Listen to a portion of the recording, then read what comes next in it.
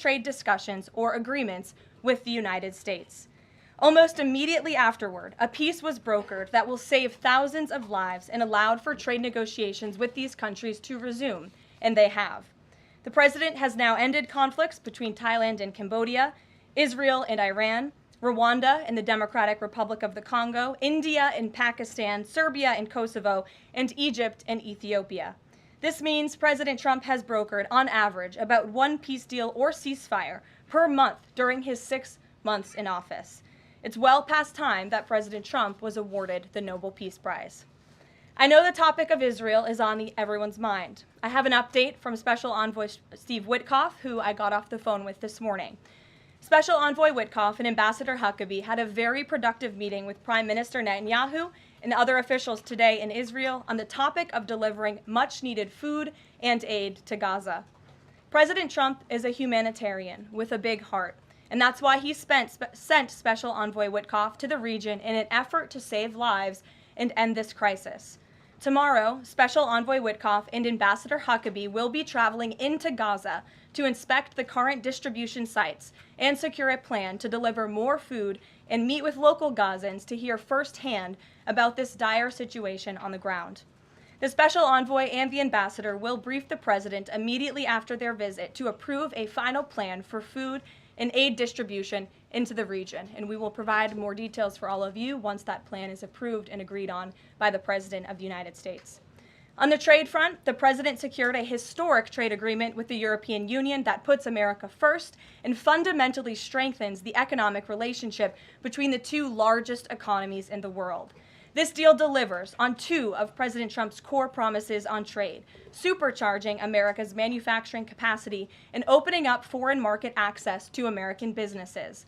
The deal guarantees that American businesses will have unprecedented levels of access to the European Union markets to export our American-made goods.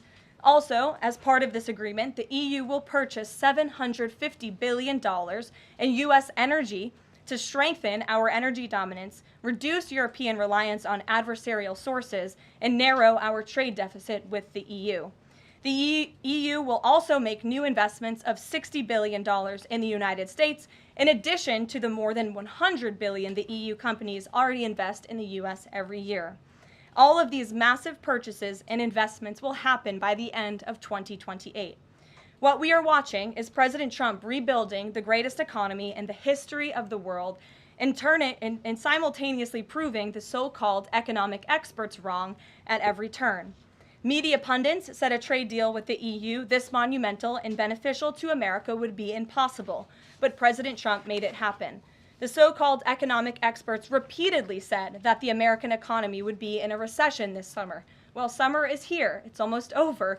And that recession does not exist. Yesterday, in fact, real GDP growth in the second quarter increased at a 3.0% annual rate, significantly above expectations. President Trump's America First policies are driving economic growth, as he always said they would. And this growth is being driven by the private sector, not the government. Federal government spending fell for a second straight quarter, while real business fixed investment rose by nearly 2%. Following its first quarter surge. President Trump is right-sizing government spending, reversing the damage done by the Biden administration, and allowing the private sector to flourish. The same so-called experts claimed that President Trump's tariffs would spike inflation and hurt American consumers. But consumer spending growth just accelerated and inflation remains right on track. For the past 5 straight months, core inflation has come in below market expectation and remains in line with the Fed's 2% inflation target. Meanwhile, customs and tariff revenues have already totaled more than $150 billion since President Trump took office, leading to the first June budget surplus in nearly a decade. Those revenues will skyrocket even further starting tomorrow when new reciprocal tariff rates take effect.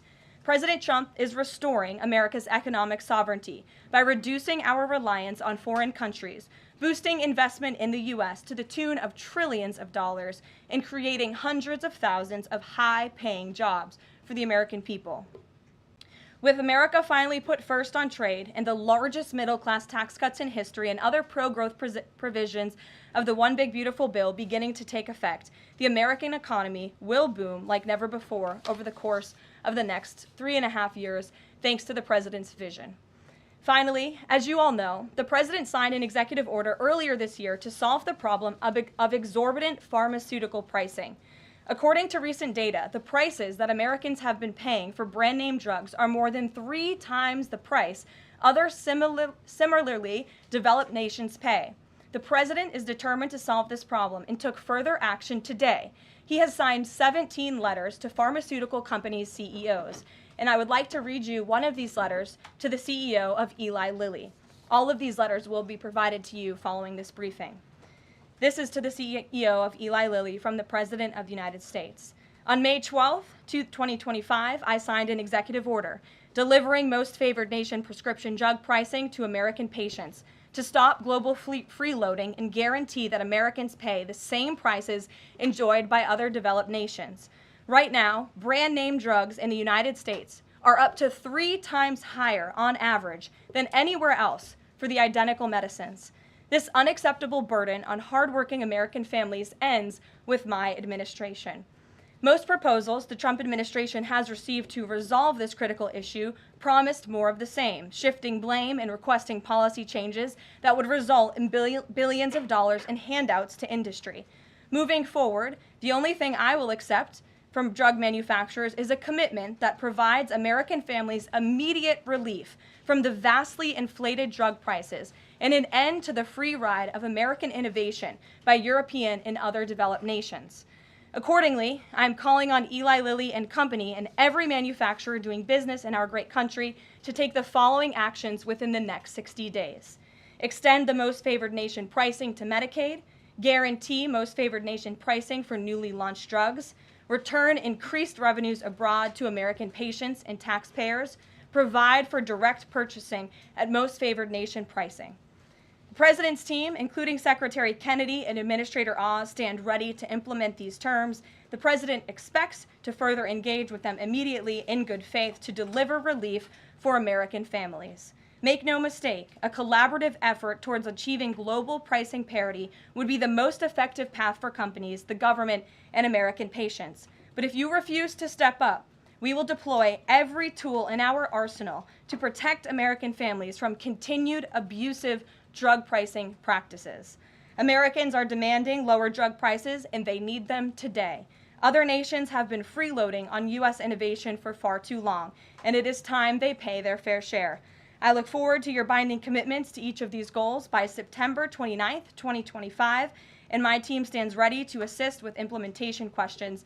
Thank you for your immediate attention to this vital national priority. Signed, President Donald J. Trump. Again, to the CEO of Eli Lilly. This letter, in its form, has been designed for each of the 17 major drug and pharmaceutical companies in the United States, and we're happy to provide you the full list. And I believe you will see all 17 letters popping on Truth Social very shortly, so you can look out for those, and I'm happy to take any further questions. Before we get to questions, I do have one other announcement from the White House and from the President. We are proud to announce that the construction of the new White House ballroom will begin. For 150 years, presidents, administrations, and White House staff have longed for a large event space on the White House complex that can hold substantially more guests than currently allowed. President Trump has expressed his commitment to solving this problem on behalf of future administrations and the American people. The White House is one of the most beautiful and historic buildings in the world. Yet the White House is currently unable to host major functions, honoring world leaders in other countries without having to install a large and unsightly tent approximately 100 yards away from the main building's entrance. The White House State Ballroom will be a much-needed and exquisite addition of approximately 90,000 total square feet of innately designed and carefully crafted space with a seated capacity of 650 people, which is a significant increase from the 200-person seated capacity in the East Room of the White House. In recent weeks, President Trump has held several meetings with members of the White House staff, the National Park Service, the White House Military Office, and the United States Secret Service to discuss design features and planning. President Trump has chosen McCreary Architects as the lead architect, which is well known for their classical architectural design and based right here in our nation's capital. The construction team will be headed by Clark Construction, and the engineering team will be led by AECOM. The project will begin in September 2025, and it is expected to be completed long before the end of President Trump's term.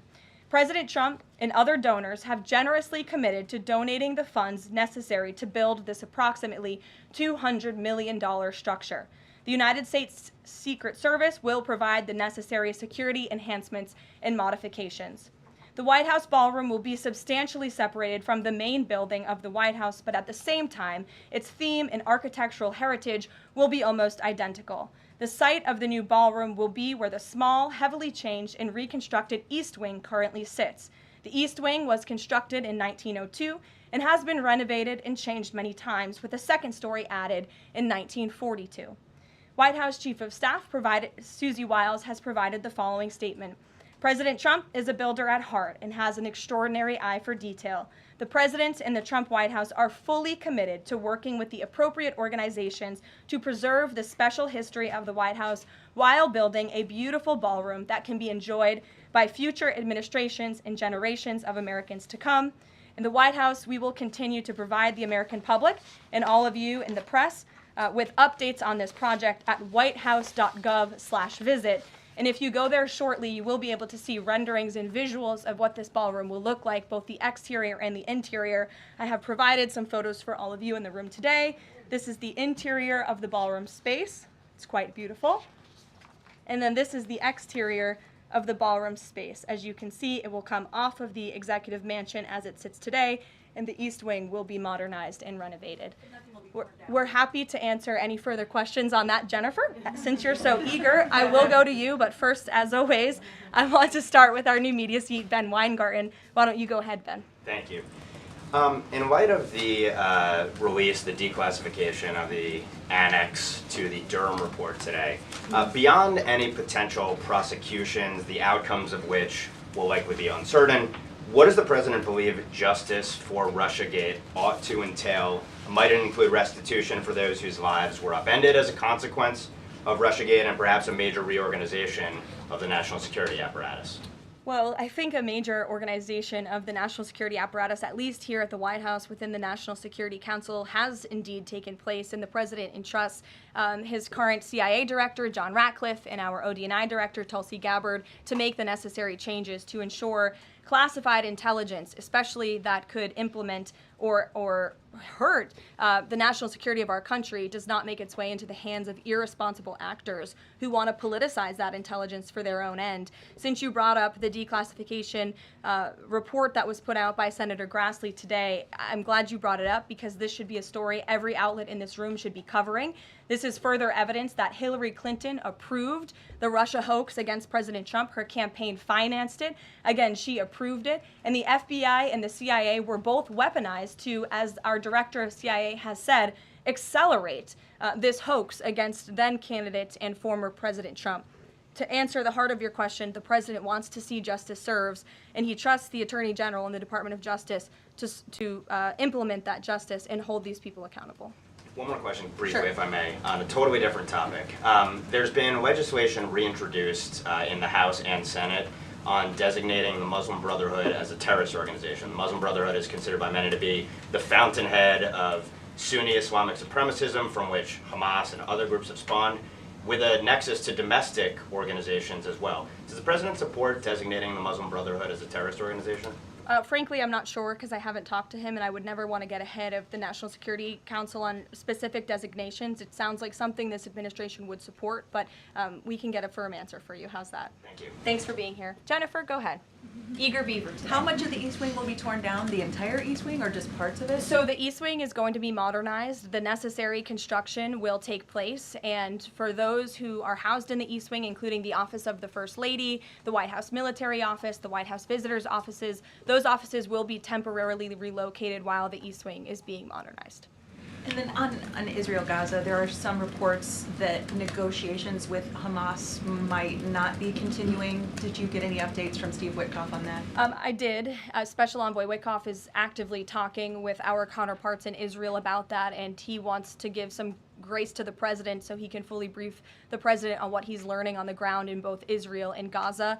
But the president put out a very strong statement on Truth Social this morning, which I'm sure you saw, and he said the quickest way to end this entire conflict, the humanitarian crisis that we've seen, and the crisis in Israel that of course started on October 7th when Hamas brutally kidnapped and raped innocent Israelis, that terrible terrorist attack, is for Hamas to surrender, to release all of the hostages, and to end this conflict. And that's what the president wants to see. He's made that very clear. But the special envoy will be in Gaza tomorrow, as I shared with you previously. Josh. Can you give us a little more clarity on the tariff timing? You said that the reciprocals will take effect tomorrow. Yes. Does that include the new auto rates, for instance, on Japan, Korea, the EU? Is this all coming effective tomorrow? So some of the countries you just mentioned, Japan, South Korea, they have bespoke trade deals that the president cut, which, just to backtrack for a second, Josh, we promised that the president would negotiate with countries all around the world to cut tailor-made trade deals depending on those countries' challenges, how badly they've ripped off the United States of America and our manufacturing industry and our workforce in the past. And he has done that. Of our 18 major trading partners, 2/3 of those trading partners have a deal. We've sent out 17 letters to countries around the world. And the rest of those countries that either do not have a deal or have a letter, they will be hearing from this administration by the midnight deadline tonight. So yes, tomorrow, August 1st, the reciprocal rates will be going into effect. If more deals are cut between now and midnight, I will never count out the president. You've seen him do it before. He cut 3 deals in one day very recently. So we'll see what happens. I do know foreign leaders are ringing his phone, realizing this deadline is a real thing for them tomorrow, and they're bringing offers to the table. And we were reporting that the president wants to meet David Solomon of Goldman Sachs today. Can you say what they'll discuss, if anything, in that meeting? I won't discuss the president's private meetings from this podium, and it hasn't taken place yet unless he gives me liberty to do so. And finally, have you talked with the president about his position on the stock trading ban bill before Congress? He obviously had pretty loaded comments about Senator Hawley. There's some reporting that they've since spoken. What is his position on the current status of that bill? The president has spoken to Senator Hawley, who called him, and the president took that call. As the president said in the Roosevelt Room yesterday, conceptually, he of course supports the idea of ensuring that members of Congress and United States senators who are here for public service cannot enrich themselves. And the reason that this idea to put a ban on stock trading for members of Congress is even a thing is because of Nancy Pelosi. I mean, she is rightfully criticized because she makes, I think, $174,000 a year, yet she has a net worth of approximately $413 million. In 2024, Nancy Pelosi's stock portfolio, this was a fascinating statistic to me, grew 70% in 1 year in 2024, and her portfolio outperformed every single large hedge fund in that same year, and even more than doubled the returns of Warren Buffett's Berkshire Hathaway. So I think the president stands with the American people on this. He doesn't want to see people like Nancy Pelosi enriching themselves off of public service and ripping off their constituents in the process. As for the mechanics of the legislation and how it will move forward, the White House continues to be in discussions with our friends on Capitol Hill. Emily, in a new seat today. Thanks, Caroline. I wanted to ask about this report that the president wants to host a G20 meeting at Trump Durrell. How is he going to do that, considering all the preparations that have been going on in South Africa? And also, would that be seen as his businesses possibly profiting from hosting this kind of meeting? I would reject that premise entirely. We have announcements and details forthcoming on the G20, but my understanding is no firm announcement is ready to be made at this time. I did see the report, but we're not in a place to confirm it just yet. Michelle? Just on the tariffs, what are the logistics for imposing those? Does the president have to sign an executive order tonight? What's the timing of that? Yes, and he will be signing an executive order at some point this afternoon or later this evening. And as always, we'll keep you posted when that happens, and it will be released from our office. And there's some of these countries that have they all had contact with U.S. officials, or are there some countries that are going to get letters that have had no opportunity to negotiate with the United States? Well, there's a lot of countries that I know have reached out. I believe it's upwards of 200 countries around the world have reached out to the trade and tariff team. Of course, as I said previously and the president said, we're going to prioritize our key trading partners, which we have done. Like I said, of the 18, 2/3 of those we have cut these tailor-made deals with. But I do know that the trade team has been working around the clock to try to be in correspondence with as many countries as possible. But if they haven't heard from us yet, they will in the form of a letter or an executive order by midnight tonight. We'll go to the back. Sure, go ahead. In the back left. Thank you. Amanda, yes. Thank you very much. I have okay. asked about the U.S. Amanda, you can go ahead. U.S. and South Korea tariff negotiations. At the tariff negotiation between South Korea and the United States concluded yesterday. President Trump stated on his SNS, Truth Social, that he would announce the specific details of the investment in the United States at the South Korea United States Summit in 2 weeks. My question is this tariff negotiation a final agreement or is further negotiation necessary? Well, yes, as you know, the president met with representatives of the Republic of South Korea here at the White House yesterday, and they did, in fact, reach a deal. And South Korea will pay a 15% tariff rate, including 15% on autos, while providing historic market access to American goods like autos and rice. Korea will purchase $100 billion in American energy by 2028. And the centerpiece of this deal is that South Korea has agreed to invest $350 billion at the president's direction to revitalize American industry. 90% of those profits will go to the United States government to help pay down our debt and for other matters at the president's choosing. So it was a very successful meeting yesterday. When is set up the further U.S.-South Korea summit day? I'll get you something on that. I don't have it at my fingertips. Okay, Amanda. Thank you, Caroline. There are a number of congressional Republicans who have raised the alarm about the fact that roughly 80% of pharmaceuticals are either manufactured or their precursors are manufactured in either China or India. There are some pieces of legislation, some recommendations, which include either onshoring, nearshoring, or friendshoring, those components of that. Do you know if the president intends to throw the weight of the executive behind that? I don't have any updates for you at this time. I do have an update on our EU trade deal. I stand corrected. It's not $60 billion in investments. It's $600 billion in investments. I want to make that very clear. And I personally watched the president behind closed doors with the European president in Scotland negotiating this deal. And he got the most juice out of that squeeze that he could. And he was constantly looking out for America's interests. So I just wanted to clarify that one point. Deanna. Thanks, Caroline. For the countries that don't have a deal yet, should we be looking at the April 2nd chart at all? Or is he negotiating and talking about having a set tariff rate, 10%, 20%? Those discussions are taking place with the trade team today, and again, we'll provide further guidance with that executive order once it is signed, and the answer to that question will be in that executive order. Is he looking to provide any more extensions today after his phone call with Mexico? Is there any other conversations like that? I do know that other foreign leaders around the world have reached out, and if the president decides to share the conclusions of those calls with all of you, he will do so himself. But I do want to reiterate what the president said about Mexico. Mexico is still paying tariffs. They're paying a 25% tariff on fentanyl, 25% tariff on cars, a 50% tariff on steel, aluminum, and copper. And additionally, Mexico has agreed to immediately terminate its non-tariff trade barriers, of which there are many. And as the president said, we will continue to talk to Mexico over the next 90 days with the goal of signing a larger trade deal. The key to this, again, is Mexico has agreed to terminate those non-tariff barriers and to continue to work with us in good faith. Mexico is a very unique situation of all the other countries around the world because, of course, we share our southern border with Mexico, which we've seen an increase in cooperation between Mexico's President Claudia Sheinbaum and our administration on clamping down on drug trafficking and human trafficking at the southern border. We appreciate those efforts and will continue to work in good faith and to continue to have these trade discussions as well. Joey. Yeah, thanks, Caroline. Just clarifying on a previous question.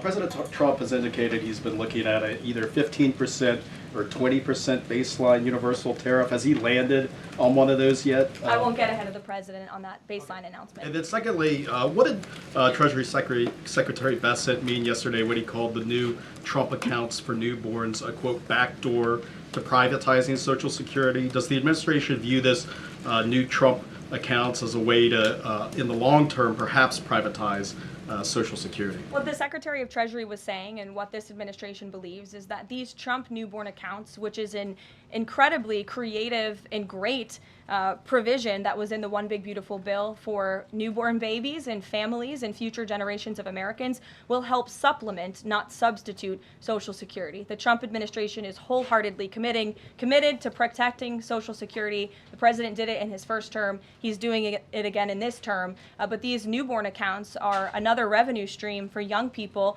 to watch their money grow throughout their lives and to one day be able to access those funds so they can hopefully build a home and live the American dream. Jake. Just one follow-up on tariffs and then one not. Is the president at all considering extending the August 12th China deadline at all? Is that in consideration? So look, on China, you heard from the president on Air Force One when we were returning from Scotland. You've heard from the Treasury Secretary as well, Ambassador Jameson Greer.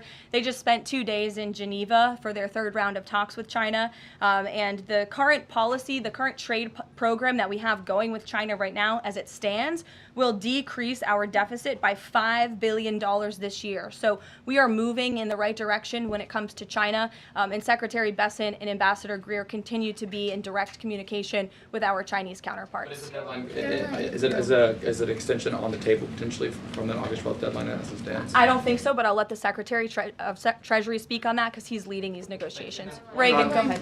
Thanks, Karoline. There's growing frustration that more of Trump's nominees haven't been confirmed. Why does the president think Senate Republicans are so behind, and has he had any further conversations with Leader Thune about it?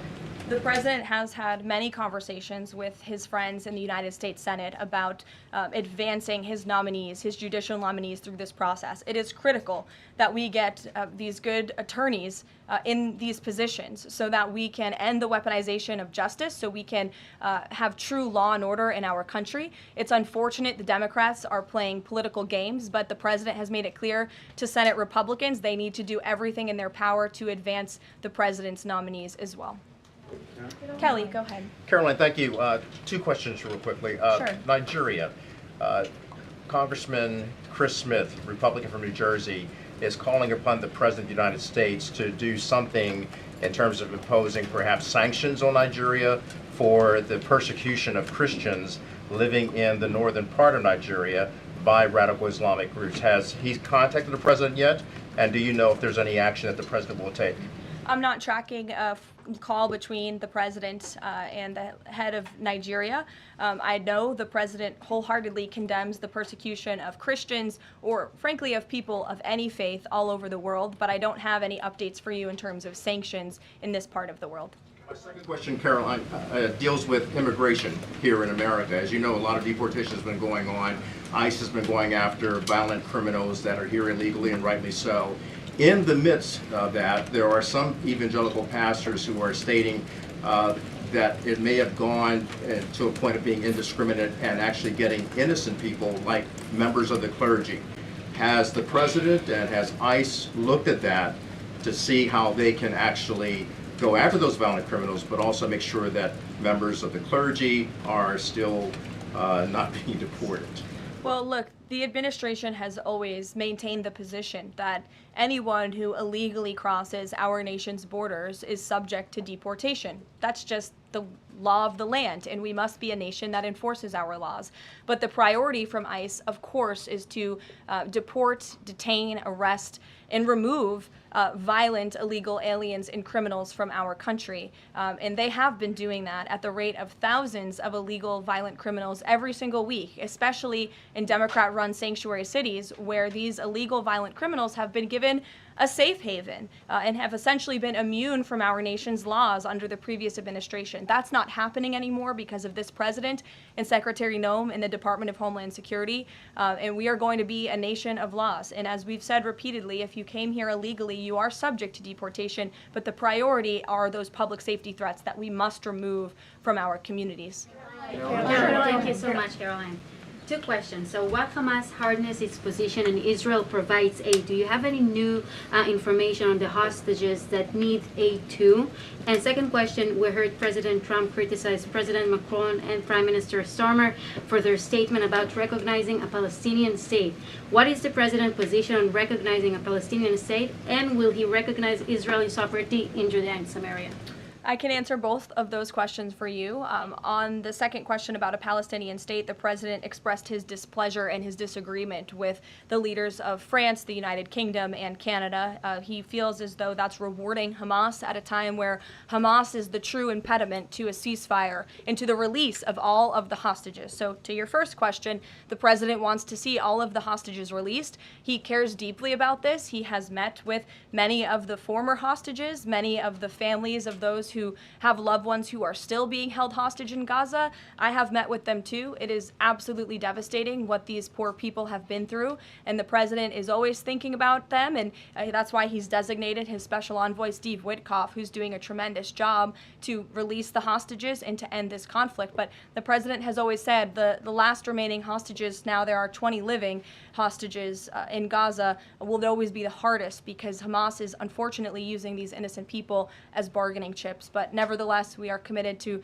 seeing this come to an end.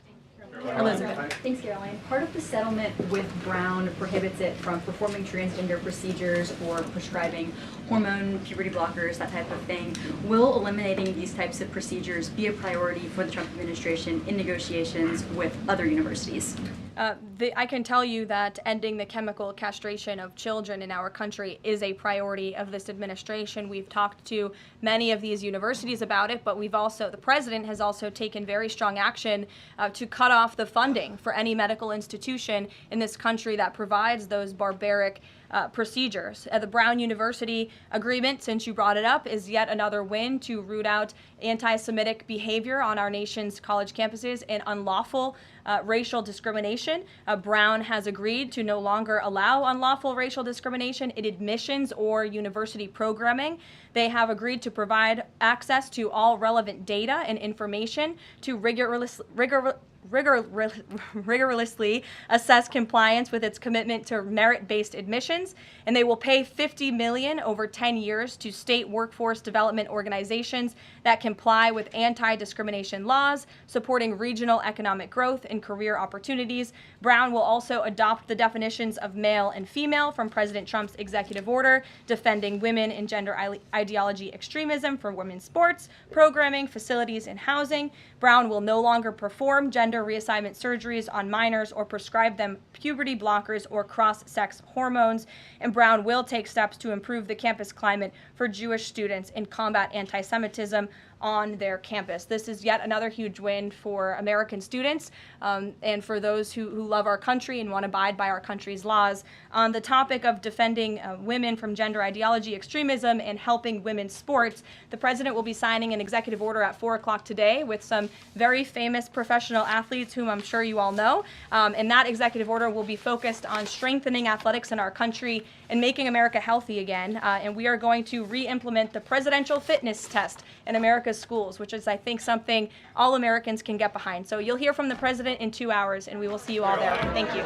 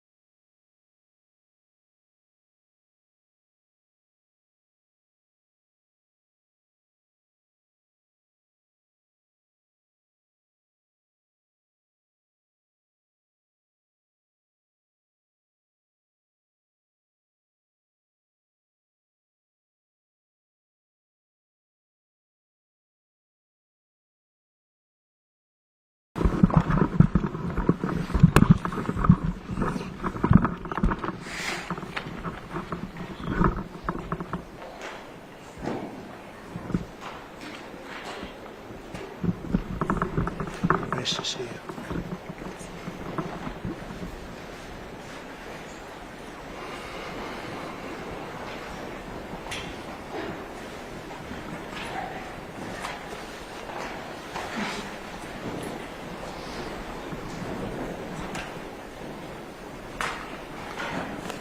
Well, thank you very much. It's a beautiful Sunday in Scotland, and we thought we could cut things short and certainly travel distance, right, by having our meeting here. So we discussed options, and it's an honor to have the President of the European Union with us. Ursula's been really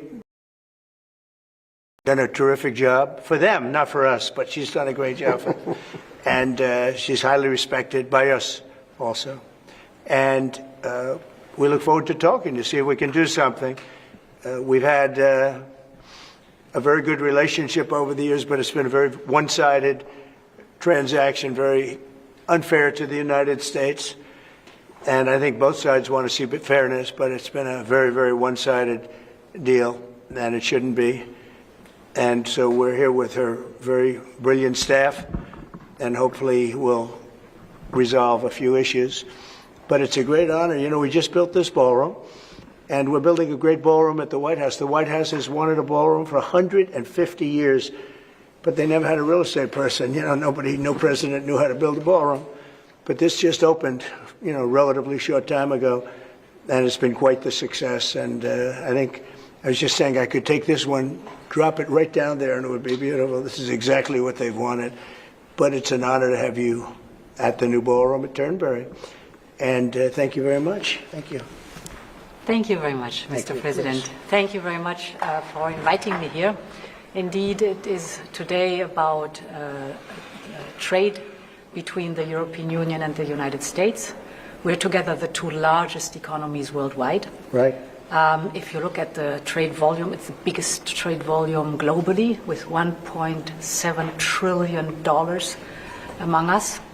And if you look at our markets, it's a huge market, 800 million people if you take the United States and the European Union. So I'm very much looking forward to the discussions we will have now. Our staff have done some of the heavy lifting, but now it's on us. Yeah. And you're known as a tough negotiator and deal maker. But what is in front? And fair. And what is in front of us? That's less important. If we are successful, I think it would be the biggest deal each of us has ever struck. So I'm very much looking forward. Ever struck by anybody? That's true. Yeah. That's true. Right now we have that honor goes to Japan. We just struck a deal with Japan, as you know. And we're very close to a deal with China. We really sort of made a deal with China, but we'll see how that goes. And we have numerous other deals. And mostly I'm just going to charge tariffs. And, you know, there's not a deal per se, but people are going to pay tariffs. And we're doing them at the low end, not the high end, because we don't want to hurt anybody. And pretty well, but you and I both figured this is really the biggest trading partnership in the world, so we should give it a shot, right? Yeah. Very much looking forward to that. Oh, thank you very much. Thank you. I do too. Any questions, please? On a Friday, you put the chances of a deal at 50%, maybe less. It seems like you're in quite a good mood. How would you rate those chances now? I'm actually not in a good mood, but I will tell you, I think the chances are, yeah, I think Ursula would say probably 50-50 of making a deal. I hope, you know, I'd like to make a deal. I think it's good for both, but yeah, I'd say 50-50. And what would you say the main sticking points are at this moment? We have 3 or 4 sticking points. I'd rather not get in. We'll be discussing them. But I think the main sticking point is fairness. Okay. Please. Why you're in a bad mood? Was it a bad morning of golf, or why you're not in a good mood? No, the golf was beautiful. Golf can never be bad, even if you play badly. It's still good. If you had a bad day on the golf course, it's okay. It's better than other days. But no, I think I look forward to this meeting. You know, we've had a hard time with trade with Europe, very hard time, and I'd like to see it resolved. But if it isn't, we'll, you know, have tariffs, and they'll do what they have to do. But we have a good chance of getting it resolved. We'll probably know in about an hour shouldn't take that long. It's, you know, it's complicated, but not really complicated when you get right down to it, right? Well, pharmaceuticals. August 1st deadline, is there any chance the back gets? No. The August 1st is there for everyone. The deals all start on August 1st. Most of the deals, other than steel and aluminum, which we've been getting 50% tariffs from, I guess, just about everybody, and those have come in, and we've taken in, you know, hundreds of billions of dollars just on steel and aluminum. You've seen the numbers. We had a tremendous amount of money come in over the last month, and it's coming in, you know, very rapidly, which is fair. We have a lot of steel mills and plants, aluminum mills and plants being built. We have a lot of AI being built, and we have a lot of auto plants being built or going to be built because they don't want to pay tariffs. So, you know, if they don't want to pay tariffs, the best way to do it is just build your plant in the United States. Yes, please. What do you expect from the Europeans in terms of opening their markets to American products? Well, they have to open up to American products. You know, we're open to European products, and we have been for forever. I don't think we have, we just about don't have any, I don't think we have any product that we say you can't sell. I guess you could get a little bit cute with chips, but that's, you know, a little bit different category too. No, you know, Europe is very closed. We don't sell cars into Europe. We don't sell essentially agriculture of any great degree. They want to have their farmers do it, and they want to have their car companies do it. I'm not saying anything that nobody knows. We have a rough situation. If we want to sell cars in Europe, we're not allowed to. And as you know, they sell millions and millions of cars, Mercedes, BMW, so many different, Volkswagen, so many different cars, and so many millions of cars. I would imagine number one, I didn't look at that, but I would imagine number one by far, more so than even Japan. Japan sells a lot of cars too. But the Japan deal worked out very favorable, you know, very good. I hope for them too. And that's what we want to do, make everybody happy. Yes, please. Mr. President, should Israel be doing more to allow food into Gaza? Say it. Should Israel be doing more to allow food into Gaza? What did you say? Should Israel be doing more to allow food into Gaza? Well, you know, we gave $60 million 2 weeks ago, and nobody even acknowledged it, for food. And it's terrible. You know, you really at least want to have somebody say thank you. No other country gave anything. We gave $60 million 2 weeks ago for food, for Gaza. And nobody acknowledged it. Nobody talks about it. And it makes you feel a little bad when you do that, and, you know, you have other countries not giving anything. None of the European countries, by the way, gave. I mean, nobody gave but us. And nobody said, gee, thank you very much. And it would be nice to have at least a thank you. And I took a lot of heat. You know, when I do that, a lot of people aren't happy about that because they say, well, why are we doing it and nobody else? But I think we had a humanitarian reason for doing it. What's going to happen? I don't know. I can tell you that Hamas, as I said would happen, at the end, you know, we've gotten back a lot of hostages, a tremendous number of hostages, most of them. Now we have dead hostages, and the mothers want them back, and we have 20 people approximately, but that are living. But we have a lot of bodies, and the parents want those bodies as much as they would want their child if that child were alive. I met with parents that were, it was so sad. Sir, please get my son back. How is your son doing? Well, he's dead, but they have his body, and it's so important. It's more important. It's almost like more, but it's as important as if the child were living. These people were, I mean, they're devastated. And I said, when you get it down to a certain number, you're not going to be able to make a deal with Hamas, because once they give them up, then they feel that that's going to be the end of them. And what I said is exactly true. You know, they had a routine discussion the other day, and all of a sudden they hardened up. They don't want to give them back. And so Israel's going to have to make a decision. I know what I do, but I don't think it's appropriate that I say, but Israel's going to have to make a decision. Mr. President, when you were in the Middle East, you talked about the images coming out of Gaza and the starving kids. Those images are still going. Many of them are much worse. thinner children starving. What do you see or feel when you look at those images today? Well, it's terrible. You know, when I see the children, and when I see, especially over the last couple of weeks, and people are stealing the food, they're stealing the money for the food, they're stealing weapons, they're stealing everything. It's a mess. That whole place is a mess. The Gaza Strip, you know, was given many years ago so that they could have peace. That didn't work out too well.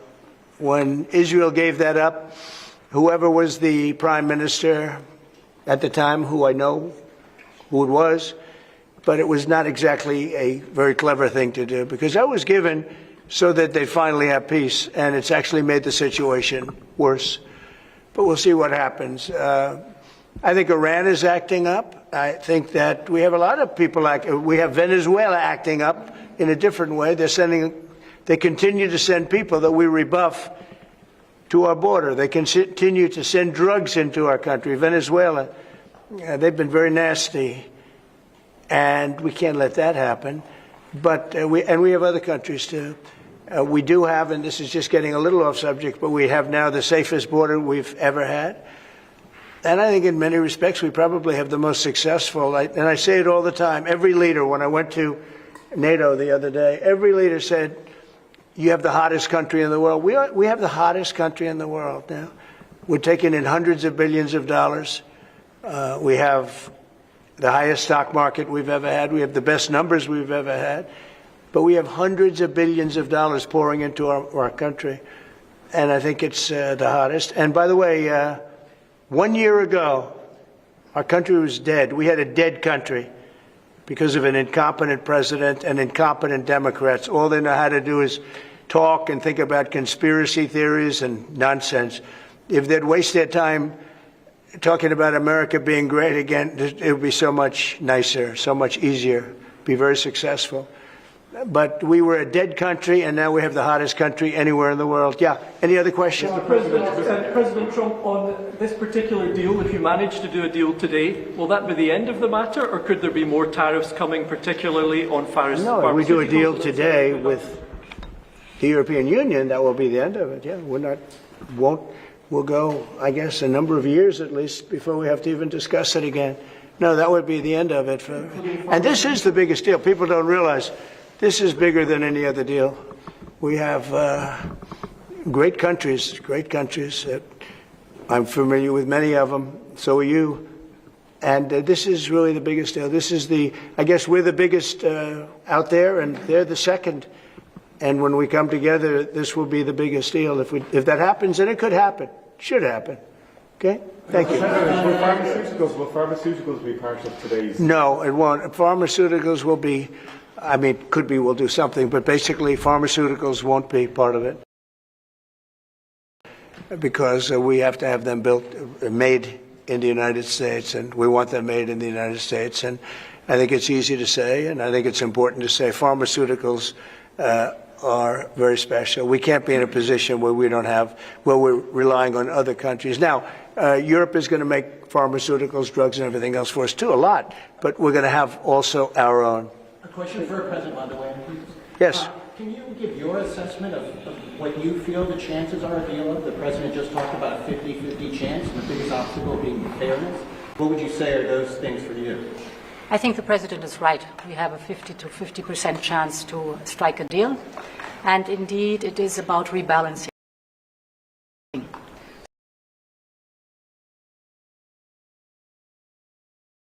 So you can call it fairness, you can call it rebalancing. We have a surplus, the United States has a deficit, and we have to rebalance it. We have an excellent trade relation. It's a huge volume of trade that we have together. So we will make it more sustainable. Mr. Trump, can you do better than 15% tariff rate for the EU? Better meaning lower? Yeah. No. Mr. President, to return to Gaza, you're going to meet the British Prime Minister tomorrow. He's going to ask you to consider again peace talks between Israel and Hamas. Are you now saying there is no point in trying to resolve? Well, we're meeting about a lot of things. We have our trade deal, and it's been a great deal. It's good for them and good for us, I think. You know, the UK is very happy. They've been trying for 12 years to get it, and they got it. And it's a great trade deal for both. It works out very well. But we'll be discussing that. I think we're going to be discussing a lot about Israel. They're very much involved in terms of wanting something to happen. He's doing a very good job, by the way. Also in Gaza, sir, did you speak with Prime Minister Netanyahu this weekend about getting more aid into Gaza? I talked to him, yeah, I did. I talked to him about a lot of things. I talked to him about Iran. I think Iran's been very nasty with their words, with their mouth. I think they've been very nasty. They got the hell knocked out of them, and I don't think they know it. I actually don't think they know it. They really do. The whole thing's a con job. We have a lot of con jobs going on. But Iran was beaten up very badly, for good reason. We cannot have them have a nuclear weapon. But they still talk about enrichment. I mean, who would do that? You just come out of something that's so bad, and they talk about, we want to continue enrichment. Who would say that? How stupid can you be to say that? So we're not going to allow that to happen. We're not allowing that to happen. Did you talk about more aid into Gaza? Will I do more aid? Yeah. The U.S. is going to do more aid for Gaza, but we'd like to have other countries participate. We're going to mention that to the European Union today. That's an international problem. It's not a U.S. problem. It's an international problem. And we're giving a lot of money and a lot of food and a lot of everything. If we weren't there, I think people would have starved, frankly. They would have starved. And it's not like they're eating well. But a lot of that food is getting stolen by Hamas. They're stealing the food. They're stealing a lot of things. You ship it in and they steal it. Then they sell it. On Friday you said that Europe is being crushed by mass migration, and I wonder whether your friends on the other side of the room agree with you on that. Well, I'd let you respond to that if you'd like. So, we have been working intensively on the topic of irregular migration. And we have, from the very beginning, said that migration is a European challenge that needs a European answer. As Europeans, we will fulfill our international obligations, as we've done in the past, also in the future. But we, as Europeans, are the ones who decide who comes to the European Union and under what circumstances, and not the smugglers and traffickers. That's the principle in which we are working. I will say this, they did ask me when I got off the plane, immigration, Europe has a tremendous problem, and we do too, but we've sealed our borders. We have nobody coming in, and we have hundreds of thousands of people being taken out, and the bad ones first, and I think we're doing a very good job of that. But it literally registered 0 people last month. You probably saw that, nobody. And Europe has a very similar problem.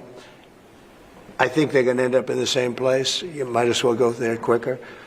And the other thing I say to Europe, we will not allow a windmill to be built in the United States. They're killing us. They're killing the beauty of our scenery, our valleys, our beautiful plains. And I'm not talking about airplanes. I'm talking about beautiful plains, beautiful areas in the United States. And you look up and you see windmills all over the place. It's a horrible thing. It's the most expensive form of energy. It's no good.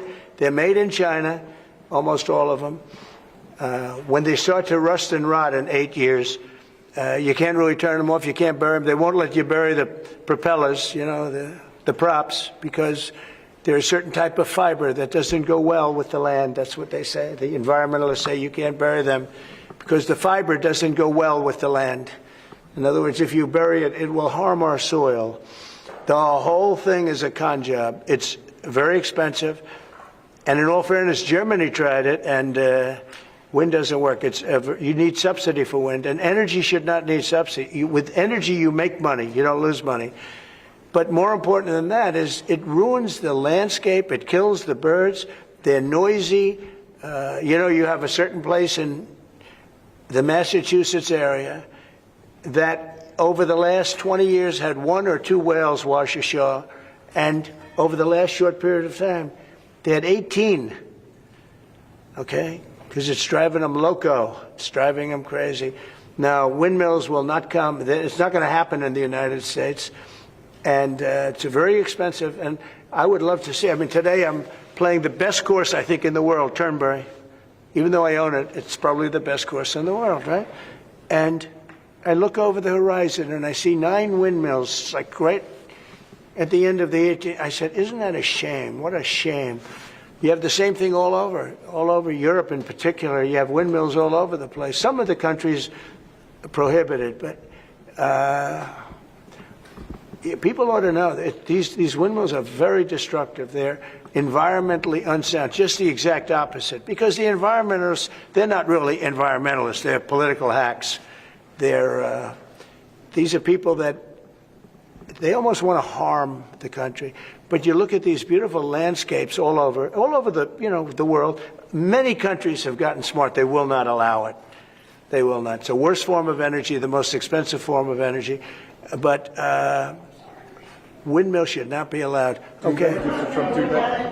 Cambodia and Thailand. You spoke to leaders of both countries. I did. Are they doing enough to stop the fight? I hope so. You're talking about Cambodia and Thailand? So I had an interesting time. We're dealing with Thailand, and we do a lot of trade with Thailand and with Cambodia. And yet, I'm reading that they're killing each other, they're fighting, they're in a war. And I say, this should be an easy one for me, because I've settled with India and Pakistan, and Serbia and Kosovo was going at it, but they have for a long time, in all fairness, you know about that. And others, the Congo, and what's gone on.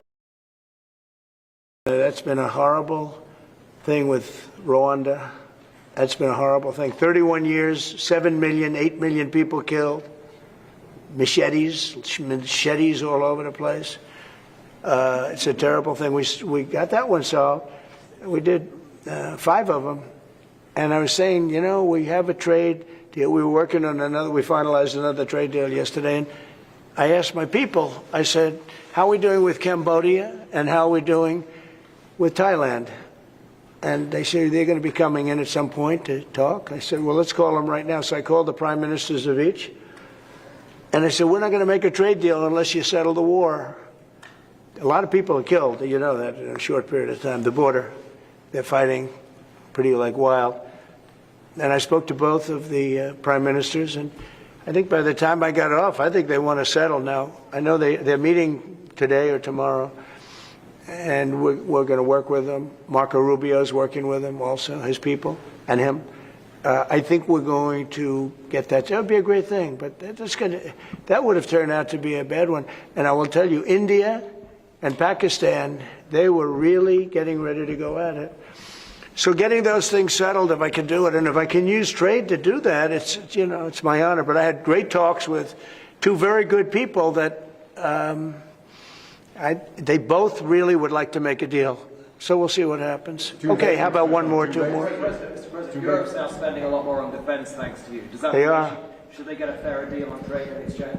Well, they're spending a lot on defense, but we're spending a lot more. And, and we've been very generous to NATO for many, many years.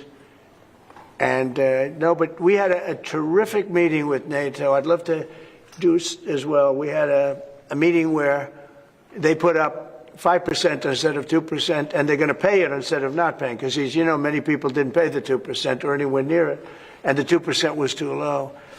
And we're going to be sending now military equipment and other equipment to NATO, and they'll be doing what they want, but I guess for the most part working with Ukraine. But we had a fantastic meeting. I guess it's now almost 4 weeks ago. One of the best meetings they've ever had at NATO, and the spirit and the coming together was incredible. And I stood and I listened to almost 30 speeches. That was a lot. And I was really late, and I had to leave, but I didn't want to leave before those last 10 spoke, because they go home and they tell their wife, Trump left. And they were so nice to the United States. They were all mentioning the United States, and me, but they were mentioning the United States to be here. It's such an honor, et cetera. And I thought it would have been inappropriate. But I did stay. It was very hard, because I was extremely late for something else that was, pretty important. And we had a tremendous NATO meeting. I'm sure you heard that too. Yep. It was great. There's some great people that you deal with on 2 fronts, right? But you deal with on primarily the trade front. but I will tell you, they came together and the relationship is really good. That was an interesting question, because you probably have reported it that way. It really, we came together, and they went from 2% to 5%, which nobody would have thought that was even, who would even think that? Because they didn't want to be at 2%. All of a sudden, they're 5%. And that's the right number. And so it was a great honor. I got to know the heads of those countries really very well at that meeting almost a month ago. Okay? Thank you very much, everybody. We'll let you know what's happening. Will you be visiting your Irish golf course anytime soon, Doonbeg? I will. I love Doonbeg. I'll go. It's not in the Strip, but I'll go soon. Okay? Thank you very much. Thank you. Thanks, guys.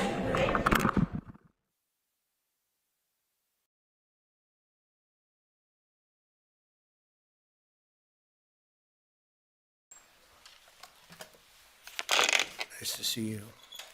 We've had a great weekend, and as you know, we made our deal with the European Union. The Japan deal is done. Many of the other deals are done. Indonesia was a very big deal, big country actually, and they're wonderful, and hopefully wonderful for both sides. But it's literally trillions of dollars ultimately being brought into our country. And it was something that had to be done, and it is being done, and it's being done properly. We're now negotiating with various other countries, and the rest we're just sending out the bill to. We send a bill, we send a letter saying that you'll pay a certain tariff. And obviously, that's most of them, because you have, as you know, hundreds of countries, a lot of countries out there. So we look at the deficit, or we look at the surplus, and we look at the country and how the country's treated us, and lots of other things go into the equation. And we make a decision as to what that tariff will be, and it's a pretty standard letter from that point on. And I want to tell you, this is something, to me, it's a VA bill signing, and it's very important to me and to many of the people in this room. So I'm thrilled to sign the VA Home Loan Program Reform Act into law, and that is something that they've wanted to do for a long time. This legislation provides desperately needed relief to veterans and their families who have fallen behind on their mortgages, of which there are a lot, because we have somebody that doesn't want to lower interest rates and probably won't lower them today. It's a really sort of an amazing situation. And it helps keep our promise to end veterans' homelessness, and we're going to do that for America. We're going to do that for our great veterans. I'm thrilled to be joined by the bill's sponsor, Congressman Derek Van Orden. Where is Derek? Right here. Derek? Hello, Derek. I didn't see you back there. Well, I'm a Navy SEAL. I snuck up. Let's see. And Mike, how are you, Mike? Mr. President. These two gentlemen are terrific. They are working together, and they've been working together, Mike, a long time on this. So I just want to thank you both, and I'll ask you to say a couple of words. An estimated 61,000 American veterans are in danger of losing their homes, as you know. But thanks to this bill, the Department of Veterans Affairs will be empowered to pay loan holders the necessary amount to prevent foreclosures on our veterans, so our veterans won't be foreclosed and put out onto the streets. It's very important. This bill also creates a 5-year partial claim program that could benefit up to 3.7 million veterans. That's the kind of numbers you're talking about. It's big stuff. The costs of the program are fully offset and will add nothing at all to debt. This common sense legislation had overwhelming support and passed unanimously in the House and the Senate. Wow. When was the last time that happened? That's pretty impressive. My administration is committed to doing everything possible to ensure that our veterans are treated with respect and treated as well as anybody in this country. They're so important. They're so great. They've suffered so much in many cases. In May, I signed an executive order to open the National Center for Warrior Independence in Los Angeles, California, which will house up to 6,000 homeless veterans.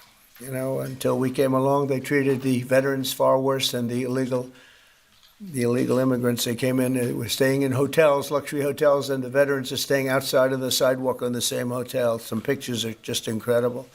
In addition, we'll also be opening a full-service VA center in New Hampshire, which is the only state in the union to not have a VA center. And I made that promise to the people of New Hampshire a long while ago, and we got it done.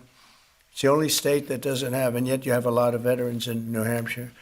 We're slashing the wait times at VA medical centers, and we're bringing back VA choice and VA accountability, which I had and the Democrats abandoned. It made it so much better. Accountability, meaning if you treat our veterans badly, we treat you badly. You get fired and beyond that. And VA choice is you can get out and you can, if you don't have a doctor ready, willing, and able to take care of you within the VA, you go outside, you go see a doctor, you get better, and we pay the bill. And the veterans loved it. We had a 92% approval rating. And what did the Democrats do? They came along and they ended both of them, and they hired back many of the people that we fired. We fired people and replaced them with great, loving people. But we fired people who were sadists. In many cases, they were sick. They were thieves. They were stealing. And they hired them back. The accountability, meaning the VA accountability, it was a big deal getting it passed because you have unions, you have all sorts of problems to go through. We got it through everything. And the Democrats, as soon as they got back, they hired many of the worst people right back, and we're getting rid of them.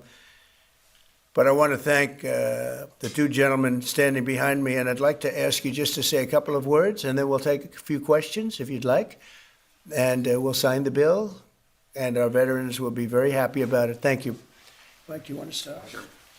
Well, first off, thank you, Mr. President, for signing this bill today.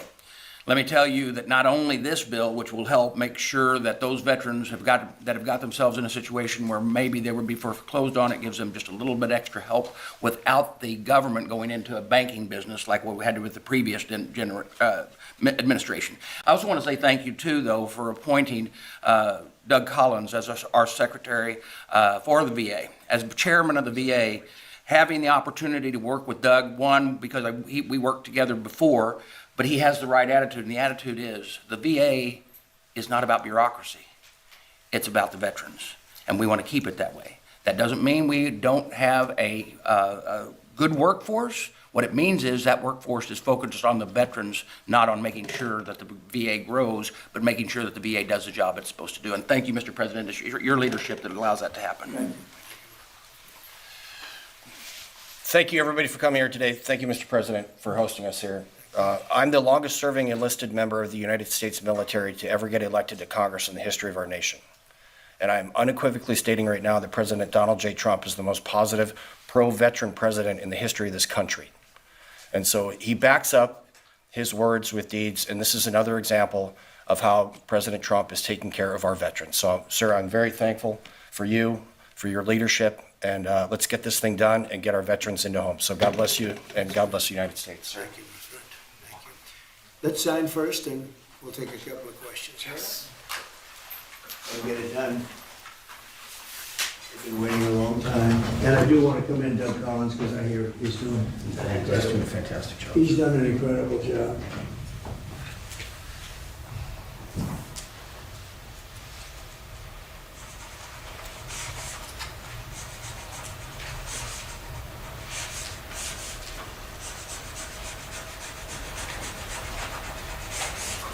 Okay. That's a good one. That's a good one. No auto pen?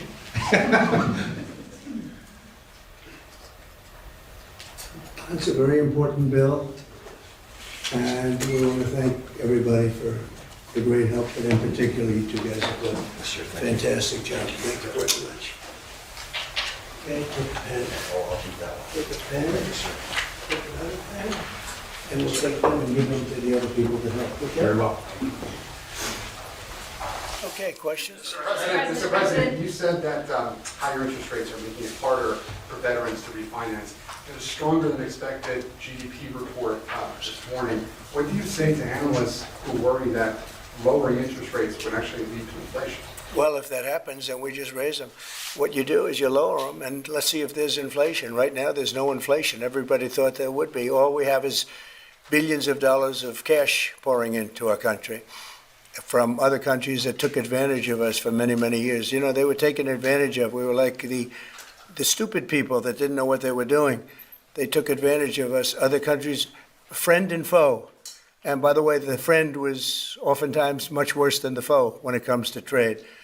So if that happens, what you do is you raise your rates and you do what you have to do to stop inflation. But we're keeping the rates high, and it's hurting people from buying houses, and we don't want that. If for any reason that happened in a year or two, if there's some signs of inflation coming back, right now there's not. We have a great thing going. I think we're going to have the richest economy you've ever seen. We have money coming in that we've never even thought about at numbers that nobody's ever seen before. We have a deal with Japan where they're going to pay us $550 billion. We have a deal with Europe where they're doing $750 billion plus $400 billion plus $300 billion. And many other countries, it's likewise, you know, relatively, those are two big ones, but likewise. So we have a lot of money coming in, and we have no inflation, and we're very strong, and we should be lowering the rates. You know, each point that this gentleman keeps up costs us $365 billion a year. Think of that. 1 point, $365 billion. If you bring it down a point, we save 365. We should be the lowest interest rate, and we're not. We're 38, number 38, because of the Fed. It's all because of the Fed. He's done a bad job. Now, he's got a meeting today, but I call him too late. You know, he's always too late. Even if he does it today, probably won't.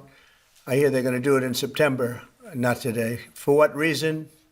Nobody knows. But Europe, as you know, cut their rates 11 times in the last short period of time. But the good news is we're doing better than anybody anywhere in the world. Nobody's doing anything even close to us, even with the higher rates. The higher rates do affect housing, though, because people can't go out and get a loan or refinance their house. And it would be nice to have them be able to do that. That would be just another check of a box. That would be very important. Yeah, please. Mr. President, you mentioned today that India, in addition to its 25% tariff rate, would pay an additional penalty because of its support of Russia. What is that additional penalty?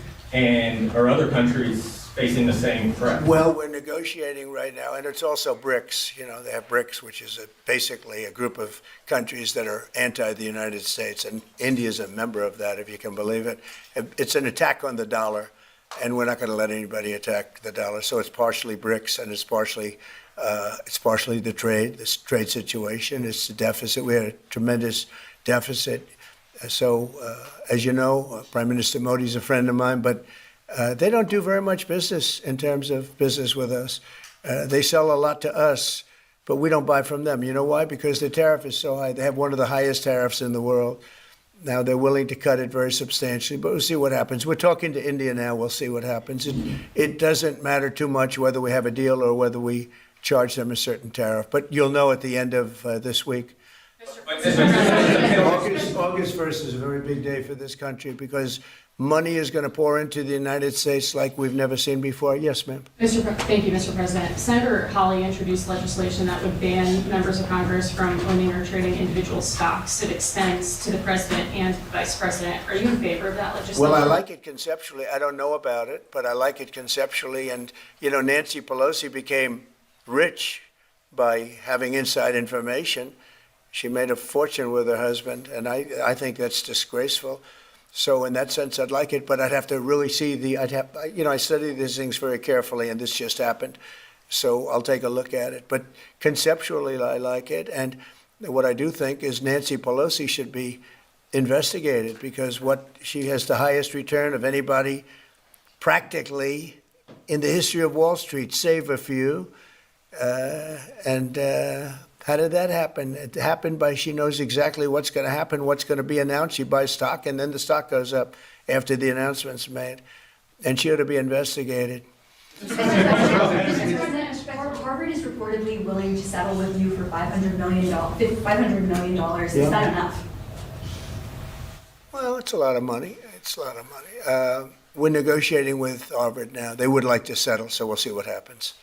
Mr. President, what is America's debt to our Afghan war allies that kept our veterans safe over there? There's been some talk about sending a lot of them back. No, Would you let your administration do that? we know the good ones and we know the ones that maybe aren't so good. You know, some came over that aren't so good. And we're going to take care of those people. The ones that did a job, the ones that were told certain things. A shame what happened. One of the most disgraceful episodes in the history of our country. The way we left Afghanistan was just a disgrace. But I understand your question fully, and we'll take care of 90% of your question, okay? I know what you mean. Thank you very much. Mr. President, on the tariffs on India, are you still open to negotiate with India on the tariff front? Well, we're talking to them now. We'll see what happens. Again, India was the highest, or just about the highest tariff nation in the world. And one of the highest, 100 points, 150 points or percentages. So India was one of the highest in the world. They had won 175%, and higher than that. You know, who's another higher one is Canada. They've been charging our farmers 200%, 300%, 400% for years, and nobody did anything about it. But India is one of the highest, so we're going to see. We're negotiating with India right now. Mr. President, Kash Patel reportedly found burn bags of Russiagate materials, and we'd love to get your thoughts on that. He said what? Burn bags of Russiagate materials I don't that know FBI that. supposedly found. I don't know that. I don't know what you mean by that statement. Say it. Bags full of Russiagate Oh, documents. Burn Bag. I thought you said appointed a man named Burn Bag. Go ahead. You got to speak up. Thousands of documents in these bags, supposedly burn bags at the FBI in the secret room. Well, I want everything to be shown. You know, as long as it's fair and reasonable, I think it will be shown and it should be shown. And I think he feels that way, and I think Pam feels that way. But it's got to be, it's got to be stuff that really doesn't hurt people unfairly, because you have so many people involved. And if they can do that in a fair way, I think it's great. I think it's really great. The whole thing is a scam. It's a scam set up by the Democrats, and they love talking about it. But I would like to see people exposed that might be bad, and we'll see how that all works out. But it's getting to be very old news. You know, if they had anything, they would have done it the week before the election, because they were losing by a lot. If they had anything, they would have done it. They controlled the file. The Democrats controlled it. Comey and all this, sleazebags, every one of them that you read about all the time. And I guess they've got some problems now having to do with yet a different scandal, very big one. But they control that file. So I would think that if they would have had something in the file, they would have released it about a week before the election, maybe 2 weeks, right, Brian? That's right. Go ahead. Mr. President, welcome home, by the way. Thank you very much. Good to see you. It was a great trip. It was an amazing trip. Look good. For the country. For me, it was okay, but for the country, it was an amazing trip. Go ahead. It was. Many parents are preparing to send their kids back to school in a few weeks. Now, this will be the first time they've gone back to school under the second administration for you. Now, the previous administration labeled a lot of parents domestic terrorists for showing up at school board meetings. What's your message to parents now as they return their kids to school, knowing that they have the support of you? Well, the beautiful thing is, as you know, we've gotten rid of the woke. Woke is gone, and I think pretty well buried. We're going to make sure it's buried. But the parents are now taking over the school boards. They're getting rid of these people that probably didn't like the children very much based on what they were doing. And it's a big difference. And, one of the other things, and I keep watching these talking points that the Democrats have, they say, oh, prices are up. No, prices are way down. Fuel is down. Groceries are down. Things like eggs are way down. When I came in my first week, the eggs had gone up like 4 or 5 times. Nobody had ever seen anything like it. And they were hitting me about eggs. I said, I just got here. It was one of my first maybe my first news conference. And we have eggs down now to a point where they were actually lower than even before. So I just want everyone to know prices are way down. And that's a big thing. Groceries, everything. If you look at fuel, $2.35 a gallon, a lot of that. But we actually had 4 states where it's down $1.99, $1.99, as opposed to $3.50, $4, and it went up a lot higher than that. They got rid of my policy, and then it went through the roof, and then they brought my policy back, but it was too late. They blew it. We had the highest inflation in the history of our country, and now we have no inflation. We have nothing but cash coming in. The world respects us again. We're a really great, proud country, and I say it, I'll say it again, many, many leaders of other countries, I'm dealing with a lot of them today on their tariff situation. They owe us a lot of money. But many countries said to me, and almost in the same words, you were a dead country 1 year ago, and today you're the hottest country anywhere in the world. We are the hottest country right now anywhere in the world, and that's why we're taking care of our veterans. Okay? Thank you very much, everybody. China. Mr. President, on China, the Secretary of Defense briefed you today. Thank you guys, press. We're moving along with China. We're doing fine with China. I think it's going to work out very well. We're right in step. I think we're going to have a very fair deal with China. Thank you. Mr. President, what did you think Epstein was stealing those women for? Thank you, press.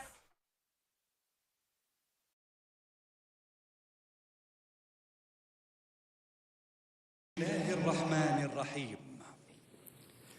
سيدي صاحب السمو الملكي الأمير محمد بن سلمان بن عبد العزيز آل سعود ولي العهد رئيس مجلس الوزراء، فخامة الرئيس دونالد جي ترامب رئيس الولايات المتحدة الأمريكية، أصحاب السمو والمعالي، طاب مساؤكم بكل خير.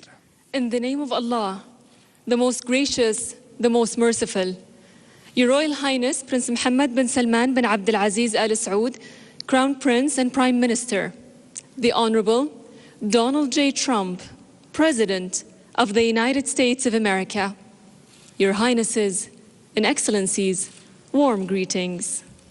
نستأذنكم ببدء مراسم التوقيع على وثيقة الشراكة الاقتصادية الاستراتيجية بين حكومة المملكة العربية السعودية وحكومة الولايات المتحدة الأمريكية.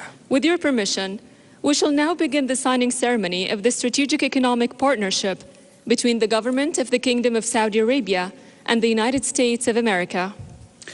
يتفضل بالتوقيع سيدي صاحب السمو الملكي الأمير محمد بن سلمان بن عبد العزيز آل سعود ولي العهد رئيس مجلس الوزراء، ويتفضل بالتوقيع عليها أيضا فخامة الرئيس دونالد جي ترامب رئيس الولايات المتحدة الأمريكية. Signing on behalf of the Kingdom, His Royal Highness Prince Mohammed bin Salman bin Abdul Aziz Al Saud, Crown Prince and Prime Minister. Signing on behalf of the United States, the Honorable Donald J. Trump, President of the United States of America.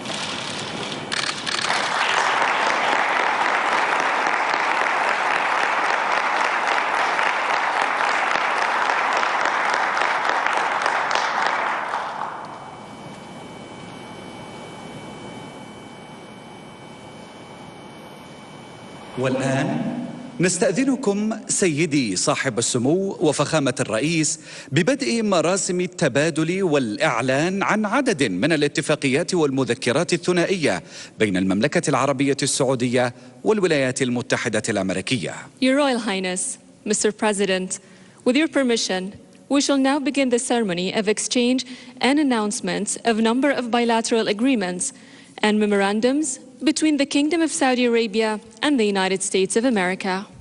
نبدأها بمذكرة التفاهم بين وزارة الطاقة في المملكة العربية السعودية ووزارة الطاقة في الولايات المتحدة الأمريكية للتعاون في مجال الطاقة.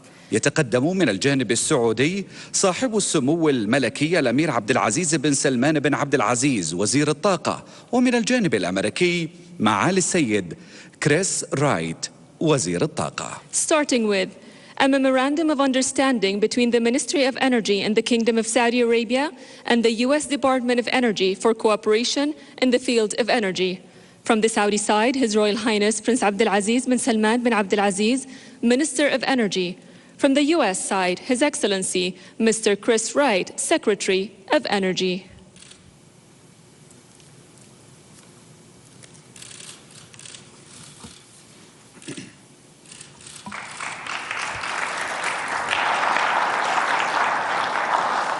يلي ذلك مذكرة نوايا بين وزارة الدفاع في المملكة العربية السعودية ووزارة الدفاع في الولايات المتحدة الأمريكية في شأن تحديث وتطوير قدرات القوات المسلحة السعودية من خلال القدرات الدفاعية المستقبلية. يتقدم من الجانب السعودي صاحب السمو الملكي الأمير خالد بن سلمان بن عبد العزيز وزير الدفاع، ومن الجانب الأمريكي معالي السيد بيت هيكسث وزير الدفاع. Next, a letter of intent between the Ministry of Defense of Saudi Arabia and the U.S. Department of Defense regarding the modernization and development of the capabilities of the Saudi Armed Forces through future defense capabilities. From the Saudi side, His Royal Highness Prince Khalid bin Salman bin Abdul Aziz, Minister of Defense. From the U.S. side, His Excellency Mr. Pete Hegseth, Secretary of Defense.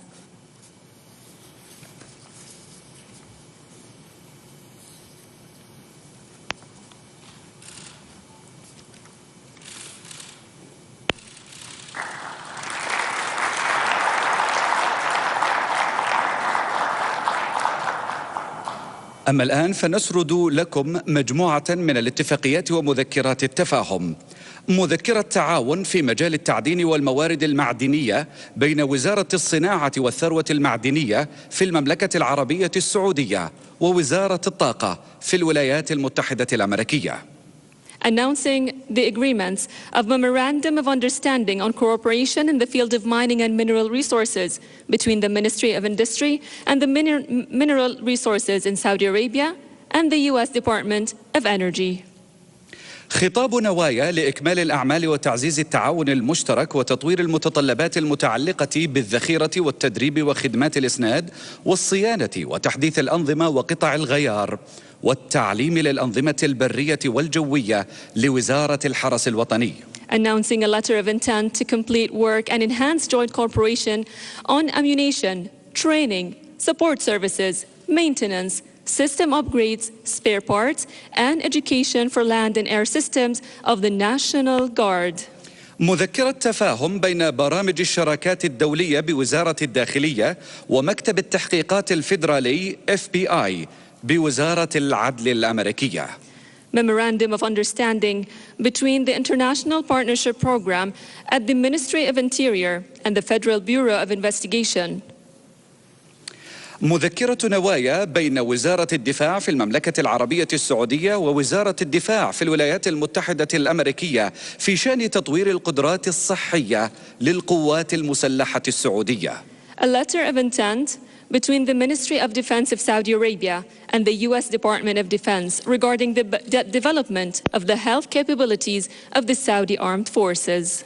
يلي ذلك مذكرة تفاهم للتعاون القضائي بين وزارة العدل في المملكة العربية السعودية ووزارة العدل في الولايات المتحدة الأمريكية.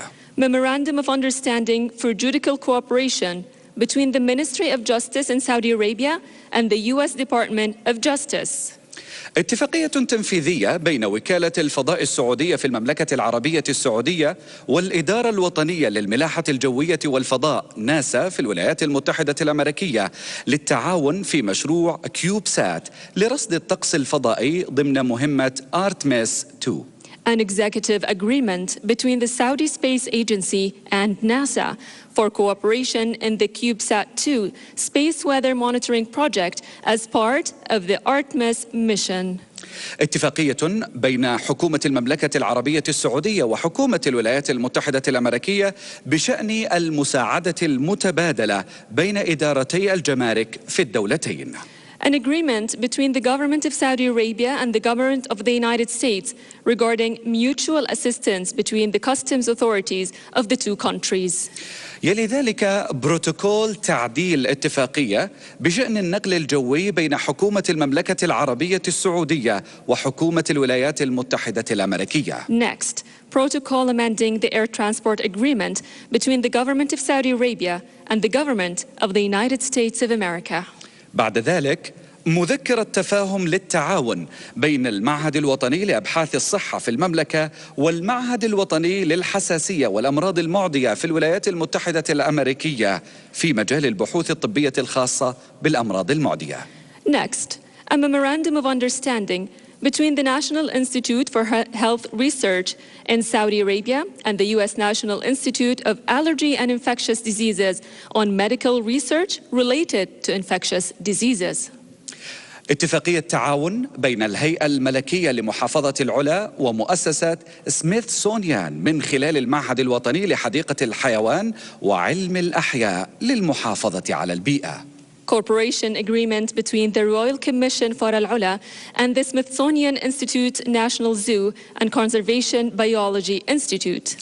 اتفاقية أخرى اتفاقية تعاون بين الهيئة الملكية لمحافظة العلا ومؤسسة سميثسونيان من خلال المتحف الوطني للفنون الآسيوية. And last but not least, cooperation agreement between the Royal Commission for Al-Ula and the Smithsonian Institute National Museum of Asian Arts.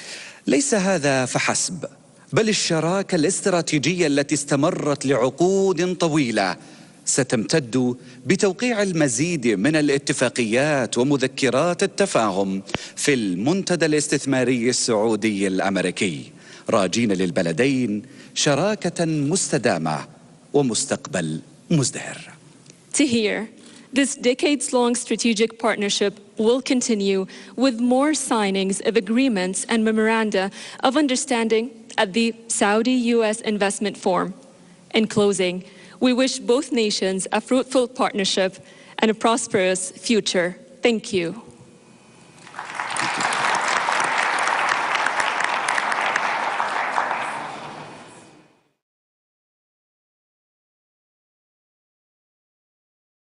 And I've been briefed on the Florida State University, Tallahassee active shooting. I guess it's an active shooter.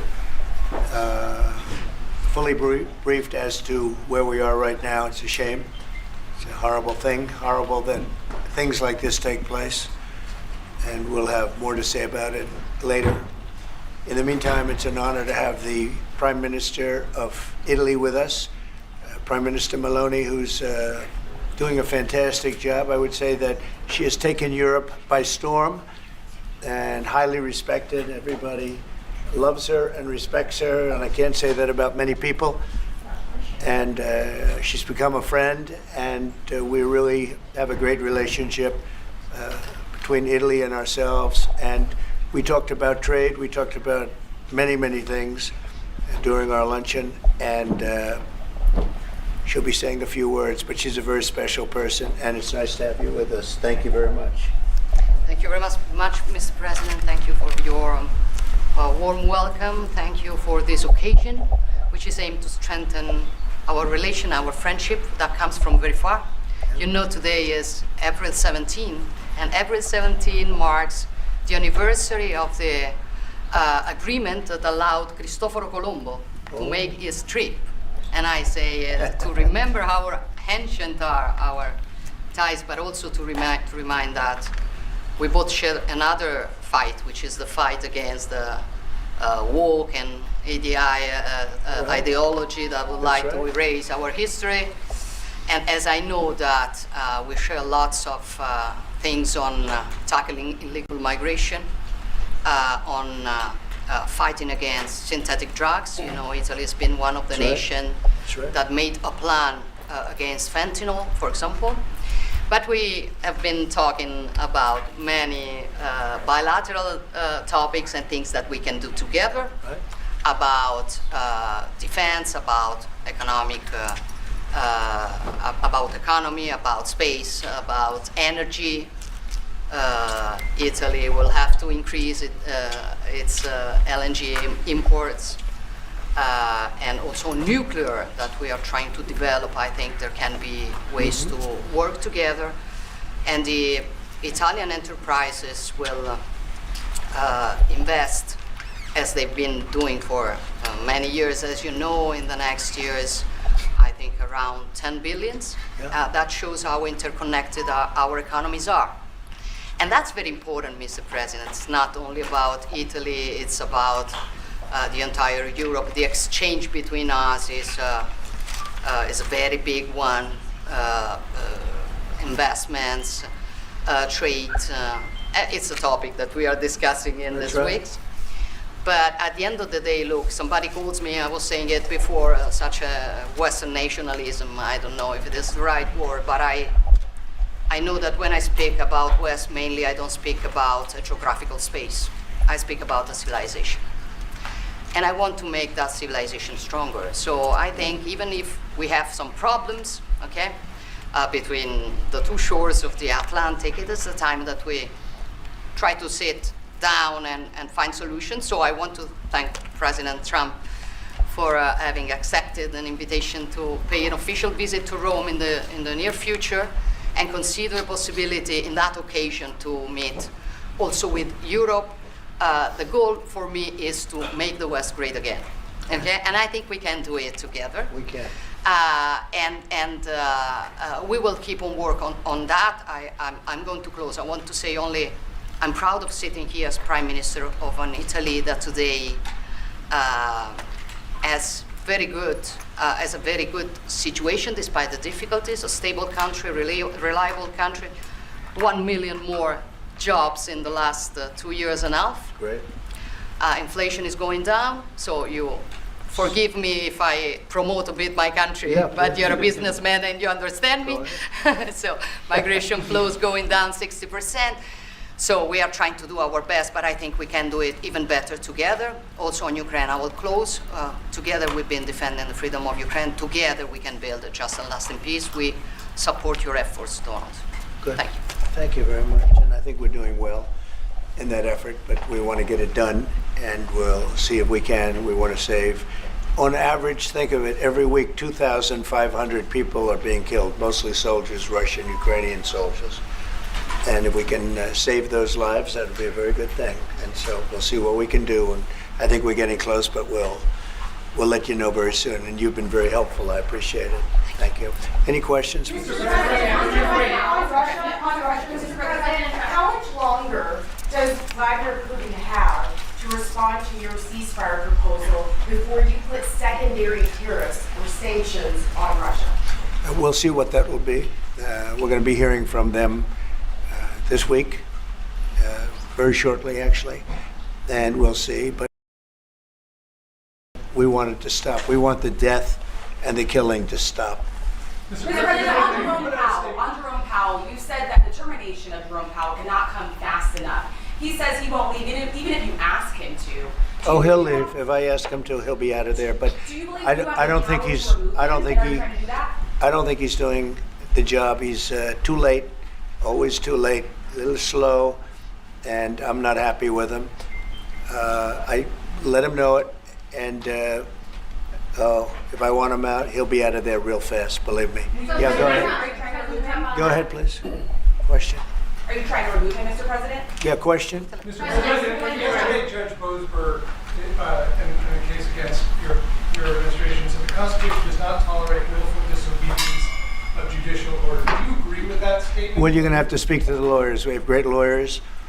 I can tell you this, we're doing a fantastic job of getting criminals out of this country who Biden allowed into the country. Hundreds of thousands of criminals, murderers and drug dealers. And I was elected because of the fact, I would say maybe that was the number one factor, a lot of reasons, the economy, a lot of things. But one of the primary reasons I was elected is because I said, I'm going to get the criminals that he allowed to come into our country so stupidly through open borders. I'm going to get them out. And I got a lot of votes, record-setting numbers of votes, as you know. We won everything. The popular vote, all 7 swing states, we won everything. And that's what the public wanted. That's what I'm doing.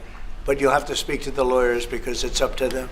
Mr. President, what do you think of the proposal from France? Say it. What do you think of the proposal from France and UK of a peace mission in Ukraine with soldiers? And do you think that Italy should take part into it?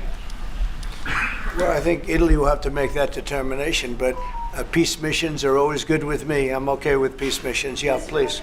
Mr. President, have you discussed what areas of cooperation have you discussed with the Prime Minister vis-a-vis Italy and the United States and Europe and the United States? And on China? We discussed it very briefly. No, we're doing very well with negotiations, I think, with all countries. And Scott could tell you a little bit, but we are doing very well. We have a lot of countries that want to make a deal. Frankly, they want to make deals more than I do. Go ahead, Scott. Would you say something first? Yeah, we've got a process in place. We're working on the big 15 economies first. We had a fantastic meeting with Japan yesterday. I believe there have been calls with the EU already.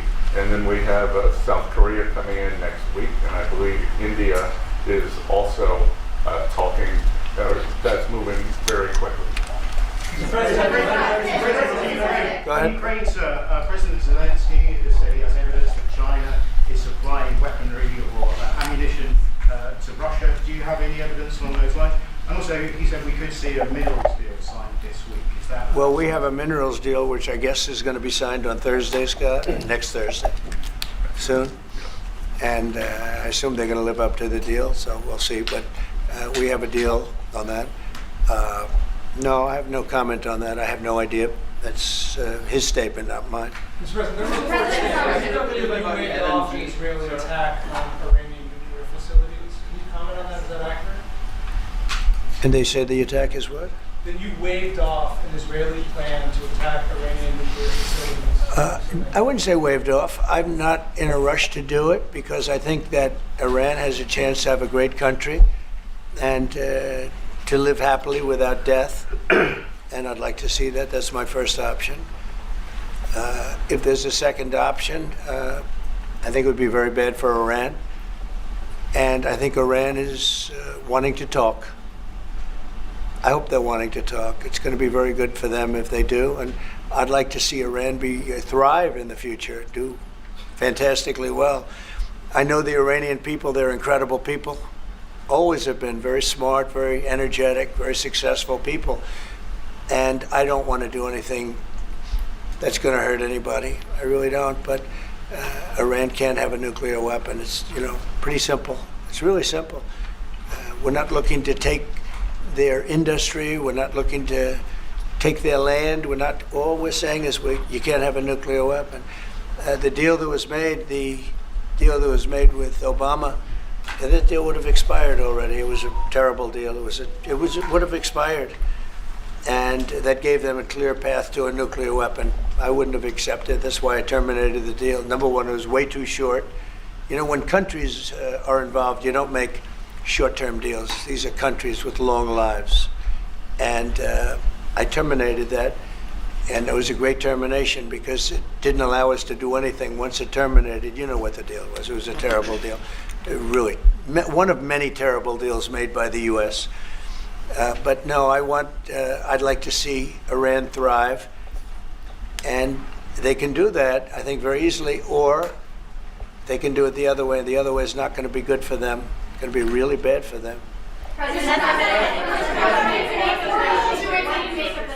CEO going to China and met with trade officials there? Well, Jensen's an amazing guy. He's become a friend of mine. And I don't know, he's a person that's very proud of our country. He loves our country. I'm not worried about Jensen at all. Mr. President, before hold you in contempt, will you take steps to return Kilmar Abrego Garcia to the United States and put him in front of a judge?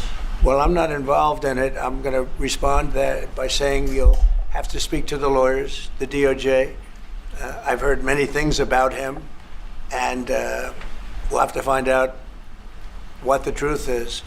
But I will say this, you know, we were inundated by millions of people, many millions of people during the Biden administration. They say 21 million. And a big percentage of those are criminals, serious criminals. I'm not saying just criminal because they came into the border illegally. I'm saying they're criminals at the highest level, murderers. Many of those people murdered more than one person, and they're on the loose. And I was elected to get rid of those criminals, to get them out of our country, or to put them away, but to get them out of our country. And I don't see how judges can take that authority away from a president. We've done an amazing job, Tom Haldeman, Kristi Noem. We have done an amazing job. Nobody can believe the job we've done. Far greater than what I said. I mean, I got elected on that, but we've done much better. We have right now 99% border. It's a 99%. Nobody thought that would even be, nobody's coming through our border practically.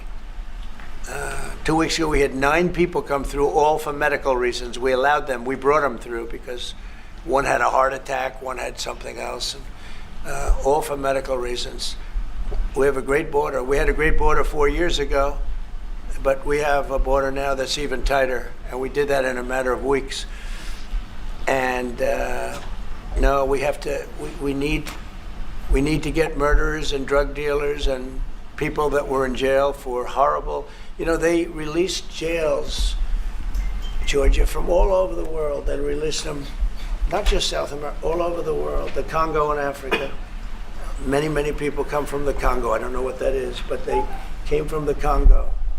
And all over the world they came in, opened their jails. Venezuela, practically all of their prisoners released into our country. We took them because we had an incompetent administration called the Biden administration. And to think what they've done to our country. And I was elected to straighten that out, and I'm doing that. But we have activist judges that don't want murderers to be sent out of our country. They don't want killers and drug dealers and drug lords and people from mental institutions. They want them to stay in our country, I guess. I don't know, maybe that's the liberal way, or as they call it nowadays, the progressive way. But I don't think it's the way that our country believes, and that's why I won in a landslide. Okay. Back on train, Mr. President, you did say that you were confident these deals will be done, but you also said that you're in no rush. Americans are seeing prices rise. They're seeing it on their bills. How long can they expect that pain to last?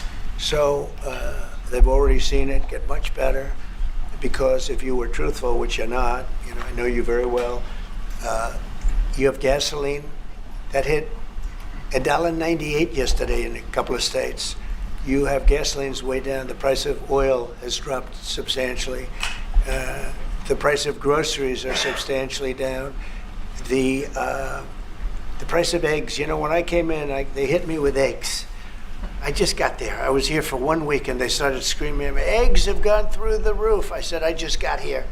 I was there for 7 days and I hear that eggs have gone through the roof before I got there. And they were screaming at me, the press, the fake news, like you're fake. And the fake news is screaming at me like about eggs. I said, I've only been here, this is my 7th day. And they were right. They went up 87% and you couldn't get them. They said, you won't have eggs for Easter, which is coming up. Happy Easter, everybody. You won't have eggs for Easter. And we did an unbelievable job. And now eggs are all over the place and the price went down 92%. And our Commissioner of Agriculture, Brooke, has done a fantastic job. They really have done a fantastic job. So prices haven't gone up. The only thing that's gone up actually is interest rates, because we have a Federal Reserve Chairman that is playing politics. Somebody that I've never been very fond of, actually. But he's playing politics. Interest rates should be down now. They should be coming down. In Europe, as you know, they reduced them, I guess 7 times. It looks like they're going to reduce them again and again and again. But our guy wants to play cute. But interest rates are pretty much even. Maybe they went up just a slight bit, but that's the only thing. But that's because of the Federal Reserve, because they're not very smart people. Do you regret nominating him? Go ahead, yes, sir, please. Go ahead, please. Do you regret nominating him, Jerome Powell? Look, in the first 4 years, we had the greatest economy in the history of our country. Stock market went up 88 points. I think he's terrible, but I can't complain because we had the most successful administration economically in the history of our country. I think we're going to do even better this time because you will see that the numbers that we're taking in are astronomical. We're taking in tremendous amounts of money with the tariffs. We were treated very unfairly on trade, and countries are having a hard time getting used to the fact that they can't do that to us anymore because we have a real president. We have a president that understands what it's all about. We had presidents that in some cases were smart, but they didn't understand business, or they didn't like business, or, you know, it wasn't like a priority. And then you had like the last administration, the only thing they were good at was cheating in elections. That's about all they could do. They couldn't do anything. They were useless. They were incompetent. Worst administration in the history of our country. Worse than Jimmy Carter. Jimmy Carter died a happy man. You know why? Because he wasn't the worst president. Joe Biden was. So I think you're going to see some fantastic numbers when this all happens. It's happening now. I mean, everybody wants to make a deal. And if they don't want to make a deal, we'll make the deal for them. Because that's what's going to happen. We'll just say, this is what it is. But we want to listen to everybody. And I think I can say for Scott and the other people that are working on it that we're listening and we're going to be very fair to people. But, you know, we're the one that really sets the deal, and that's what we'll be doing. Okay. Go ahead, please. Please. Question to our Prime Minister. Oh, you have a great Prime Minister. You're so lucky. Yes. In Italiano. Oh, yes, that's right. Okay. I'm not sure they do agree. Presidente Meloni, volevo sapere cosa pensava del fatto che il Presidente Trump ha considerato responsabile Zelensky della guerra in Ucraina e poi se avete parlato delle spese militari e qual è il limite massimo a cui ha detto che può arrivare l'Italia, le percentuali delle spese militari. Non abbiamo parlato dei limiti massimi a cui può arrivare l'Italia, abbiamo parlato del fatto che l'Italia sta mantenendo i suoi impegni perché arriverà al prossimo vertice della NATO con il 2% che era già previsto, che è stato sottoscritto dai governi precedenti, perché siamo una nazione seria, ma non abbiamo parlato poi di quanto vada aumentata questa percentuale, anche se siamo ovviamente consapevoli che insomma, il tema della difesa sia un tema particolarmente importante di questo tempo. Per quello che riguarda la guerra in Ucraina, lei sa come la penso che ci sia chiaramente diciamo ci sia stata un'invasione e che l'invasore da quel punto di vista fosse Putin e la Russia, ma non è questo che diciamo oggi quello che rivela il fatto che insieme vogliamo lavorare, stiamo lavorando per cercare di arrivare in Ucraina a una pace che possa essere giusta e duratura. Penso che questi siano gli sforzi sui quali condividiamo il nostro lavoro, abbiamo condiviso anche oggi il nostro lavoro. That sounded absolutely, that was so beautiful. What the hell was that? What did she say, please? No, I mean, it sounded great. It was beautifully presented, but maybe I could hear what she said. Go ahead. It was about asking. Guys, Hold it. Have some respect, please. Thank you. No, wait. I want to hear what she said. Go ahead. Yeah, Prime Minister Meloni was asked what she thinks about the fact that President Trump holds Zelensky responsible for the war in Ukraine. And Prime Minister Meloni answered, well, actually,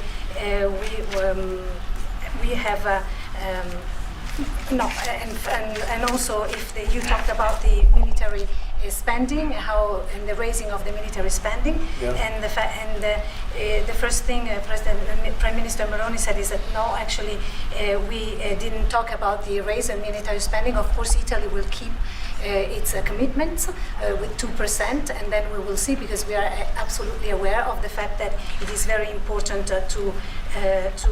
Well, I will do defense that. is very Wait, important. I will do that. They've been asking if we decided another percentage about the defense spendings, and I said NATO. yes, NATO, and I said that Italy is reaching the 2% as it was already decided. We didn't speak about a specific other percentage, but we are aware of the fact that defense is important for the future, and we see what also the work that we are trying to do at the European level. And I don't hold Zelensky responsible, but I'm not exactly thrilled with the fact that that war started. That was a war that would have never started if I were president. You'd have millions of people living right now that are dead. You'd have cities that would be open and thriving, and they'd have their beautiful turrets. Those turrets are the most beautiful in the world, but they're not with us any longer. They're smashed to smithereens, laying on the ground in a million pieces, getting hit by rockets, bombs, and bullets. And so I'm not happy with him, and I'm not happy with anybody involved. I think it's a war. I know it's a war. It didn't happen for 4 years. It was never close to happening. It was never even a thought. And I spoke to President Putin about it a lot. It was the apple of his eye, but there's no way he would have ever gone in if I were president. Now I'm trying to get him to stop because, as you know, Russia's a lot bigger. It's a bigger military force.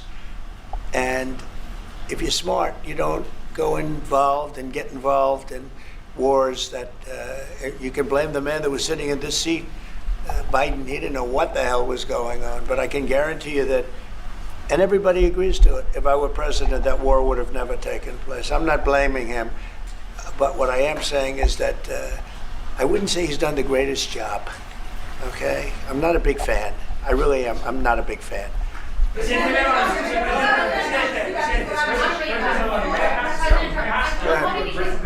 ahead. Presidente Meloni, avete discusso di Cina, della possibilità che l'Europa ponga dei dazi, diciamo, sulla Cina. Mr. President, are you sure about the definition of parasite for European? Would you say again that the European are parasites? He's never said. Would you say again that The European? Have you said that Europeans are parasites? Yeah. Have you seen it? No, I haven't said. I don't know He what. didn't say. I don't even know what you're talking about. Go ahead, please. Go ahead. No, wait. Next. Go. Thank you. Prime Minister Meloni just said we want to make Europe great again, and we want to do it together with the United Sure. West, yeah. Did you? I guess that's what you said, Mr. Prime Minister. How are you going to do that? And are you looking to do it to counter China, who is really trying to gather influence against the United States with the help of his joint? I hope that Europe is going to be great again. Europe is going through a lot of problems, and a lot of it's having to do with immigration. And I'm not a big fan of Europe and what they've done with immigration at all.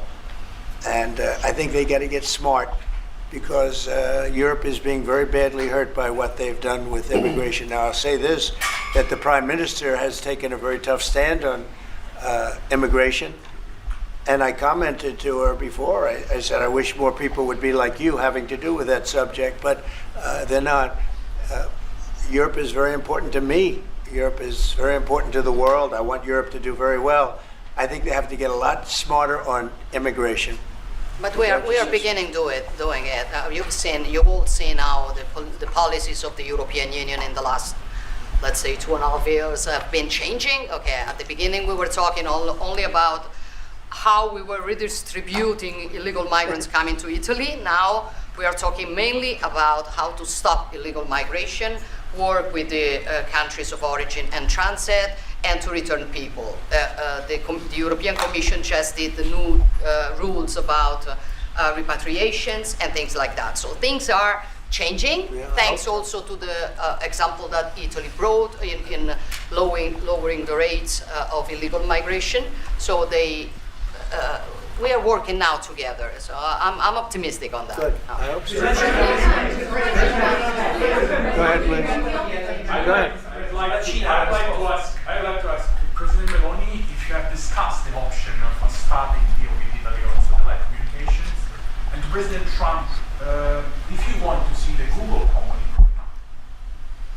The Google what? The Google company. What about the it? Google business. What is it broken up? It's a great. Go ahead, please. Oh, well, we didn't discuss about Starlink. We've been discussing about defense space. We will work together also in the Mars missions. So there are big things to do together, but we didn't discuss it. Anything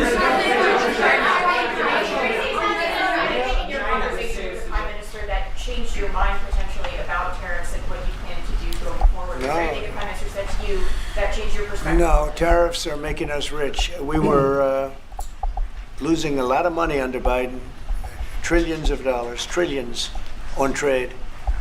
And now that whole tide has turned. We're making a lot of money. We're taking in a lot of money. Don't forget, we're taking in 25% on cars, 25% on steel, 25% on aluminum, 10% baseline. We put penalties on China for sending us fentanyl. We put penalties on Mexico and Canada, 25% for allowing fentanyl and allowing the borders to be weak. Now we're taking in billions and billions of dollars while I sit here and talk to you. And we didn't take in anything before other than the tariffs that I put on previous to Biden, which were the tariffs I put on China, where we took in up until this point probably $700 billion. They were Trump tariffs. He tried to weaken them. He did everything he could. You know, he got paid money by China, right? The family got paid money. He did. And so I don't know, maybe that was the reason or maybe it wasn't, but he tried to weaken them, but he couldn't because there was so much money that his budgets, you know, they couldn't stand not doing it. But I took up till this point, my tariffs on China. Nobody ever took in 10 cents from China. No other president took in 10 cents. I took in more than $700 billion from China. So we're doing very well. I mean, our country's doing very well. They had a bad report today from one of the healthcare companies that had an impact on the stock market. But this isn't about that. This is really, we're building a base. We're building a country like no other. And again, I had the strongest economy in the history of our country by far, history of any country probably, but the history of our country in 4 years. And I think this has a chance to be much better. Can you just clarify on the mineral deal? Will that be signed here at the White House with Ukraine on Thursday? Will President Zelensky be coming here for that? I don't know exactly. I'm going to leave that to Scott. What do you think? Where would it be signed and when? Yeah, we're still working on the details. We're shooting for around April 26th. Is there any more details that you could tell us about what's in that deal and how it came together? It's substantially what we'd agreed on previously. When the president was here, we had a memorandum of understanding. We went straight to the big deal, and I think it's an 80-page agreement, and that's what will be signed. President Trump, on rate cuts, can you clarify on rate cuts? Do you intend to seek Powell's firing if he doesn't change his stance on rate cuts? Or is that on the table, or is it out? Well, I think he should do the rate cuts because I think if Europe has done it, it puts us at a disadvantage to Europe. I mean, he plays right into their hands. So I think he should do the rate cuts. We don't have really inflation now. I just said the major things are going down. Oil is great. Oil is way ahead of schedule, and that's because of our policies. But oil is down into the $60, $65 range now per barrel. And I told you, in certain states we have less than $2 for gasoline. And food is down. Groceries, as we call it, are down. Other than interest rates, everything's down. Interest rates are pretty flat. It's not that they're up, but we should be better than flat. If he would lower the interest rate, I think it would have a good impact on that too. But the costs are down. We have very little inflation. I would say we have essentially no inflation. Hard to have inflation when oil goes down, and oil goes down. When Biden came in, oil went through the roof. That's what caused our problem. That and his very dumb spending. But when the oil prices go down, and they have gone down a lot, we've gotten it down really good. We've opened it up and we've gotten them down. And that means that people driving cars are going to be paying $2 and $2.50 instead of $4.50. And You know, even at the end, they tried just for the purpose of the election to get it down, but they had really lost that sucker. That was really, it was not good. But if they had won, oil right now would be at $7 or $8 because of their policy. And we're going to be at about $2. Could be even a little bit less than that. And you're starting to see it. So I don't know how you can have inflation when oil has come down quite a bit. And I would say the Fed really owes it to the American people to get interest rates down. That's the only thing he's good for. And he would have an effect on that if he lowered them. And I think at some point he will. He's going to have a lot of political pressure. You know, they are political also. And I think there's a lot of political pressure for him to lower interest rates. Okay? Yeah, go ahead. Sorry. Please. Do you think that Italy can be your best ally in Europe? And also, do you ever notice when you walk if you step on hands? Only if the Prime Minister remains the Prime Minister can it be our best. she's doing a great job. And yeah, certainly one of our great allies, not just in Europe, anywhere. She's a fantastic person and doing a great job. And our relationship is great. And we have a lot of Italians in this country, I tell you, and they like Trump, and they voted for Trump. Anyway, thank you very much, everybody. Thank you. Thank you.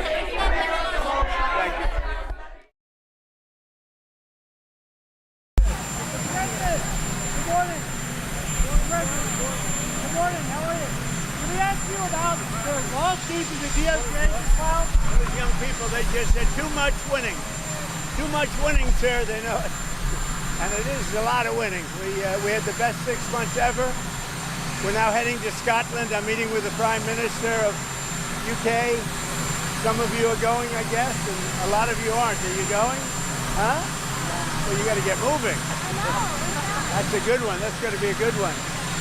So we have great numbers we just announced. I don't have to go over it because you've seen them, but we have great economic numbers. The deal with Japan is amazing.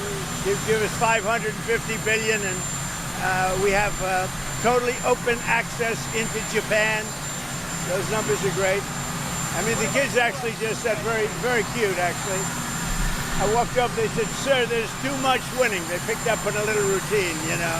Go ahead. Mr. Guilty, can I ask you about the DOJ lawsuit that was filed yesterday against New York City and Mayor Adams? In the lawsuit, they named the CBP officer that was off duty that was shot. Your thoughts on that? Yeah, that's DOJ going against New York, but we're going against a lot of other places too. We want to bring safety to our cities, but that's going to be a pretty routine filing with other cities too. As you know, we've started numerous lawsuits with other cities.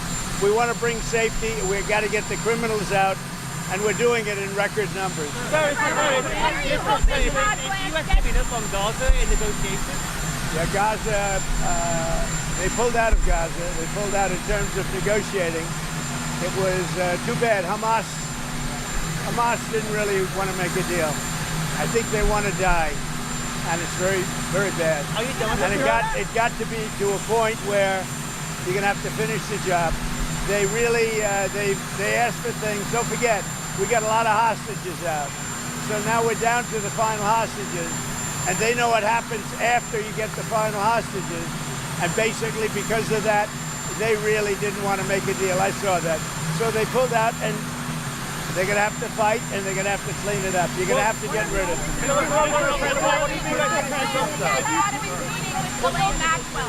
What are you hoping Todd Blanche gets out of his meetings with Ghislaine Maxwell? Well, I don't know about the meeting. I know it's taking place, and he's a fantastic man. He's a great attorney, and people should really focus on how well the country's doing, or they should focus on the fact that Barack Hussein Obama led a coup, or they should focus on the fact that Larry Summers from Harvard, that Bill Clinton, who you know very well, and lots of other friends, really close friends of Jeffrey Summers, should be spoken about. Because, you know, Jeffrey Epstein should be spoken about. And they should speak about them, because they don't talk about them They talk about me. I have nothing to do with the guy. Are you considering, will you do any business deals with the UK? Yeah, I'm going to meet with the Prime Minister right now. We're going to be over there in about 6 hours. We're meeting with the Prime Minister tonight. We're going to be talking about the trade deal that we made and maybe even improve it. Are you considering clemency for Ghislaine Maxwell, sir? No, you are. People are sleeping right outside the gates of the White House. Are you concerned about that? I think it's terrible, and we'll have them removed immediately. We do remove it. We've got to get the mayor to run this city properly. This city has to be run. You know, I have the right to take it over, and I think it's terrible. Where are they? Where did you see them? Right outside of Pennsylvania Avenue. Near the Treasury. Right across the park near the Treasury. Have you heard about Todd Blanche's interview with Ghislaine Maxwell? Are you still disappointed in President Trump? A pardon or clemency for Ghislaine Maxwell? I don't want to talk about that. What I do want to say is that Todd is a great attorney, but you ought to be speaking about Larry Summers. You ought to be speaking about some of his friends that are hedge fund guys. They're all over the place. You ought to be speaking about Bill Clinton, who went to the island 28 times. I never went to the island. Do you maintain you did not write a letter for Jeffrey Epstein's birthday? I don't even know what they're talking about. Now, somebody could have written a letter and used my name, but that's happened a lot. All you have to do is take a look at the dossier, the fake dossier. Everything's fake with that administration. Everything's fake with the Democrats. Take a look at what they just found about the dossier. Everything is fake. They're a bunch of sick people. Where did you see the people laying outside? Right across the Lafayette Park, sir. We'll take care of it. Are you hoping to meet with President Putin? What are the alternative methods to bring hostages home from Gaza? Well, we got a lot of them out, and it's I've always said those last 10 or 20 are going to be the toughest, because Hamas knows what happens when they don't have any bargaining chip. And they really broke a deal. They broke a deal, and you're going to have to do what you have to do right now. It's a terrible thing. And I always do that. I said, when you get down to the last one, they're not going to be able to make it. Would you consider a pardon or a commutation for Ghislaine Maxwell if she cooperated? It's something I haven't thought about. It's really something I'm allowed to do it, but it's something I have not thought about. But you wouldn't rule it out, sir? Why has the dollar fallen so much, and are you concerned about that? Well, you know, I'm a person that likes a strong dollar, but a weak dollar makes you a hell of a lot more money. I hate to tell you, I don't know if you study it, but I study it. And if you look at the yen... I went to Japan and New York, so I know this. You understand? Absolutely. Oh, you did go? I went to New York to get there. You're a smarter guy than I even thought, and I know you're smart. So, when we have a strong dollar, one thing happens, it sounds good. But you don't do any tourism, you can't sell tractors, you can't sell trucks, you can't sell anything. It is good for inflation, that's about it. And we have no inflation. We've wiped out inflation. But it's an interesting question. So I will never say I like a low currency, but you remember the battles I had with the yuan, with China and with Japan, Japan being the yen. They always wanted a weak currency. They're trying to get a weak currency now. Now, it doesn't sound good, but you make a hell of a lot more money with a weaker dollar. Not a weak dollar, but a weaker dollar than you do with a strong dollar. And the first people that are going to notice it are the manufacturers and trucks and various other things. Like, look at Caterpillar, how well they're doing now. When you have a strong dollar, you can't sell anything.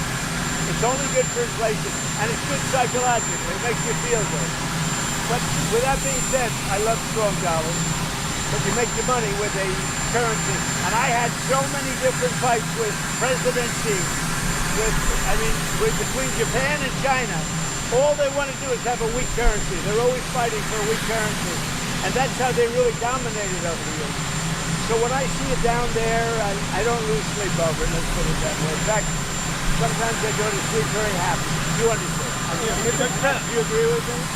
I agree with a lot of what you said, Mr. President. Do you think it makes it any easier to impose your tariffs with that lower dollar? Because I think it makes it easier even for tariffs, yeah. And it makes the tariffs worth much more. and it's easier to pay off debt, and it's easier to get a low interest rate. There are a lot of good things. It's hard to explain to people. The headline was, oh, Trump wants a weak dollar. Not a weak dollar. You take a look at the history of China over the last 20 years. All they do is fight for a weak currency. Look at Japan when they were really doing well. They had a very weak currency. So, to me, I just say, thank you very much. It is. Mr. President, what's your comment on coming up on a Gaza? Yeah. Well, the Gaza situation, I said this was going to happen when you get down to your last 10 or 20. We got a lot of hostages out. We took them out in numbers that nobody believed, a lot of them. And I said, when you get down to 10 or 20, I don't think Hamas is going to make a deal because that means they have no protection. And basically, that's what happened. Hamas didn't want to make a deal. I think what's going to happen is they're going to be hunted down.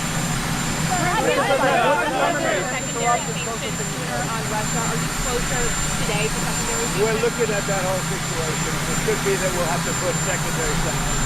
Sooner than 50 days? Maybe, yeah. Do you think it was counterproductive? Who you with? Do you think it was counterproductive for France to say that they would recognize the Palestinian state? Macron said that yesterday. Look, he's a different kind of a guy. He's okay. He's a team player, pretty much. But here's the good news. What he says doesn't matter. So on the Palestinian state, it's not going to change it. On the Palestinian state, do you think that he's well, he made a statement, France, Macron. His statement doesn't carry any weight.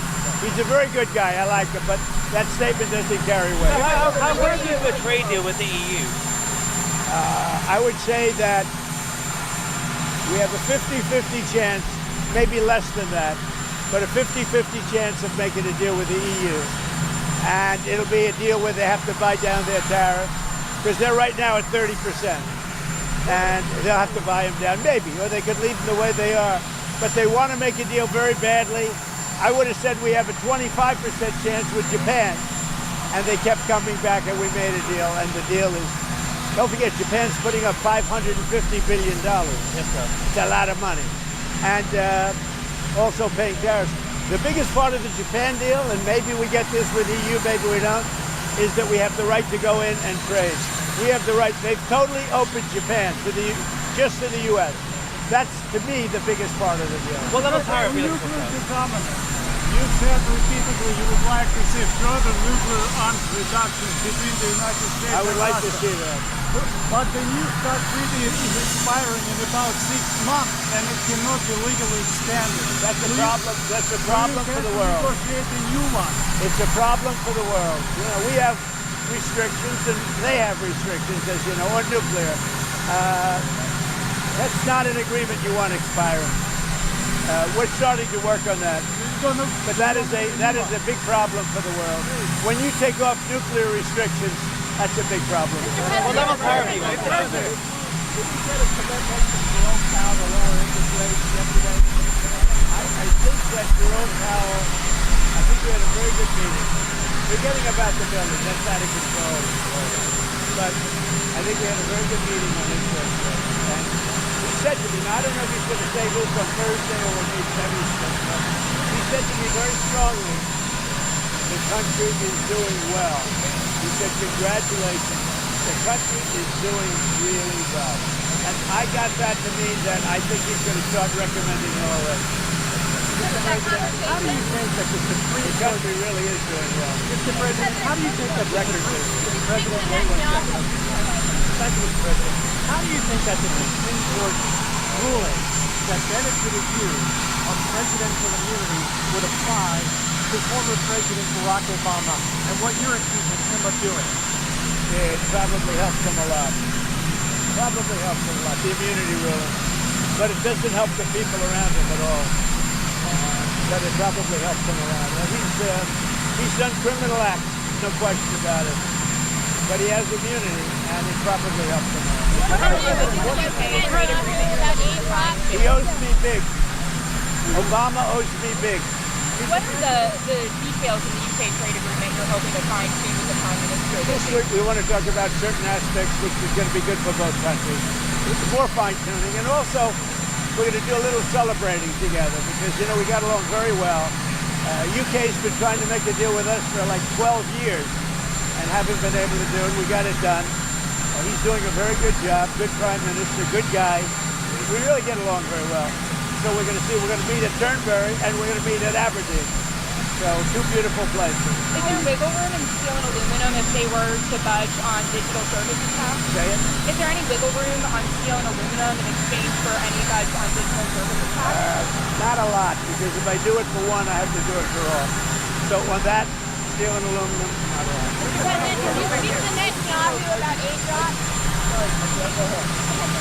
Netanyahu about allowing aid drops in Gaza? I speak to him, but I can't tell you what I spoke to him. But it was sort of disappointing, although I told you. I told you, when you get down to those last 20 houses, you get down to that last 10 or 20, it's going to be very hard for Hamas to make a deal because they lose their shield, they lose their cover. We got a lot of them out, a lot of them. We took a lot of bodies out too. You know, so many of the parents said, please get my son's body back. And we're able to do that. We got a lot of people out, live and people that are not alive. But it was very important to the parents to get their son back, even though they knew their son was dead.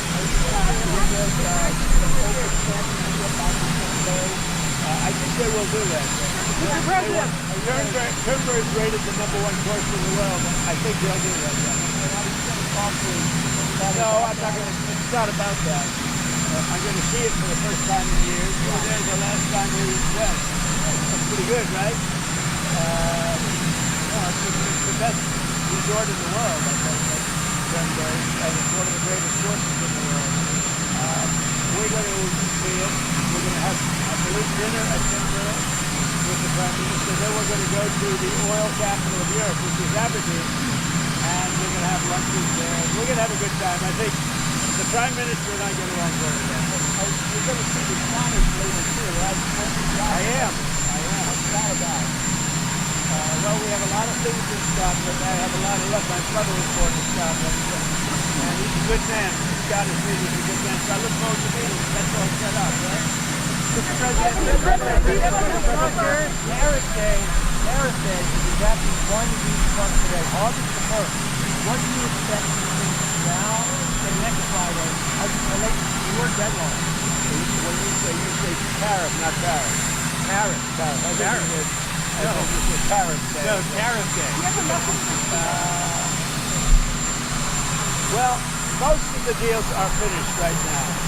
They're finished because we're just going to charge a certain tariff. A lower tariff that I could get. I don't want to hurt countries, but we're going to send a letter out sometime during the week, and it's basically going to say you're going to pay 10%, you're going to pay 15%, you're going to pay maybe less. I don't know, but Australia was great. They opened up beef yesterday for the first time ever, and they did it. We didn't know about it. We asked them to do it, and all of a sudden we got a word that they wanted. So obviously they're looking to do something. But Australia. So August 1st is going to come, and we will have most of our deals finished, if not all. We haven't really had a lot of luck with Canada. I think Canada could be one where they'll just pay tariff. Not really a negotiation. We're working very diligently with Europe, the EU, which covers a lot of territory, a lot of countries. And that's the big one right now. We have the confines of the deal with China. We haven't really, we don't have a deal with Canada. We haven't been focused on it. Mr. President, that will bring some certainty in the financial markets. Oh yeah. When those letters go out, there's a page and a half. That means they have a deal. It's done. They pay that tariff. And that is a contract, essentially. And they can come into the country. They're going to pay a tariff. I'm going to keep it minimal. I'm going to keep it, I'm not looking to hurt countries. I could do that too, but I'm not looking to do that. But when that letter goes out, that's the deal. And we'll be sending maybe close to 200 of those letters out. Don't forget, we have a lot of countries. So we're going to be sending out almost 200 of those letters. But once those letters go out, there we have a deal. Now, we sent one to Japan, we sent one to EU, and they came back and negotiated a deal. I think the EU has got a pretty good chance of making a deal. With all of that revenue coming in, Mr. President, A lot of money. a lot of money. Our country was a dead country. It was a dead country 1 year ago. Now we have the hottest country anywhere in the world. And don't you feel it? Mr. President, with all of that revenue coming in, tens of billions of dollars, do you think there's the possibility of a rebate to the American public in terms of all of that money? We're thinking about that, actually. We have so much money coming in. We're thinking about a little rebate, but the big thing we want to do is pay down debt. But we're thinking about a rebate. You just made a lot of news.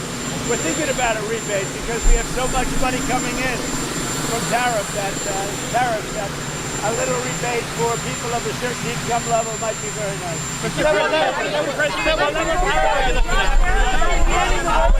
you considering a meeting with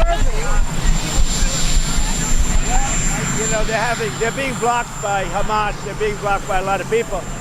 People don't know this, and we didn't certainly get any acknowledgement or thank you, but we contributed $60 million to food and supplies and everything else. We hope the money gets there because, you know, that money gets taken, the food gets taken. We're going to do more, but we gave a lot of money. We gave a majority of the money, and the sad part is that no other country other than us gives anything. Have you spoken to Michael Watley about running for that North Carolina? I have, yeah. And will he run, do you think? I think he will. What can be done? Are you from North Carolina? My father lives there. He'll be a good candidate. What can be done to bring more teachers, more educators into the classrooms to alleviate the teacher shortage across the country? We're doing that, and we're doing it strongly. What we're doing is moving education back to the states. The states will run education. When they do it, you're going to have the best education in the world. We'll have 35 or 40 states where it will be as good as Sweden, Norway, Denmark, you know, the top 5 or 6 countries. How do you attract the top teachers to get into the class? We're going to get them. We already have them. When we go back to the states with education, you're going to see a big difference. Mr. President, clemency for Ghislaine Maxwell, is that on the table? What is that? Would you consider clemency for Ghislaine Maxwell? Is that on the table? I can't talk about that now because, you know, it's a very sensitive interview going on. Todd Blanche is a great gentleman. He's a great man. He's a great lawyer. He's got a great heart. But he's over there now. I don't know exactly what's happening, but I certainly can't talk about pardons. Can you trust what she's telling him? She's a convicted trafficker who's eager to get out of prison. Well, you know, he's a professional lawyer. I think he's been through things like this before. But, you know, you should focus on Clinton. You should focus on the president of Harvard, the former president of Harvard. You should focus on some of the hedge fund guys. I'll give you a list. These guys lived with Jeffrey Epstein. I sure as hell didn't. Thank you very much.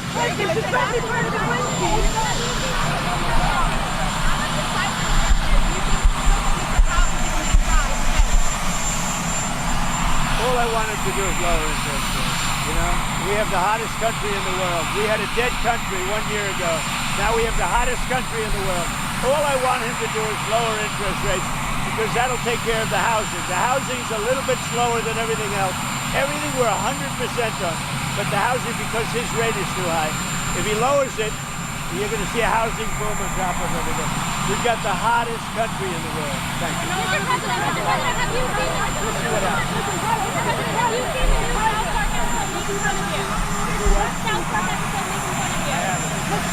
I've never watched South Park.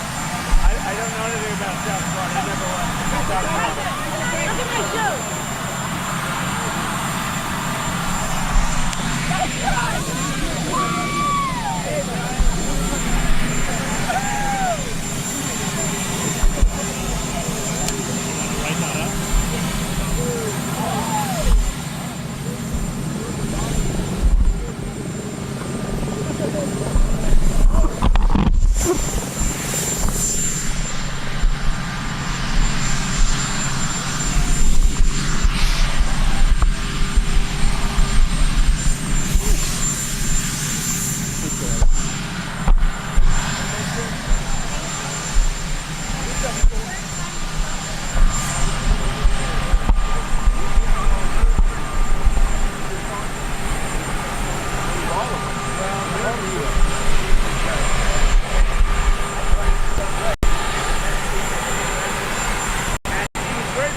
know, he told me I wish I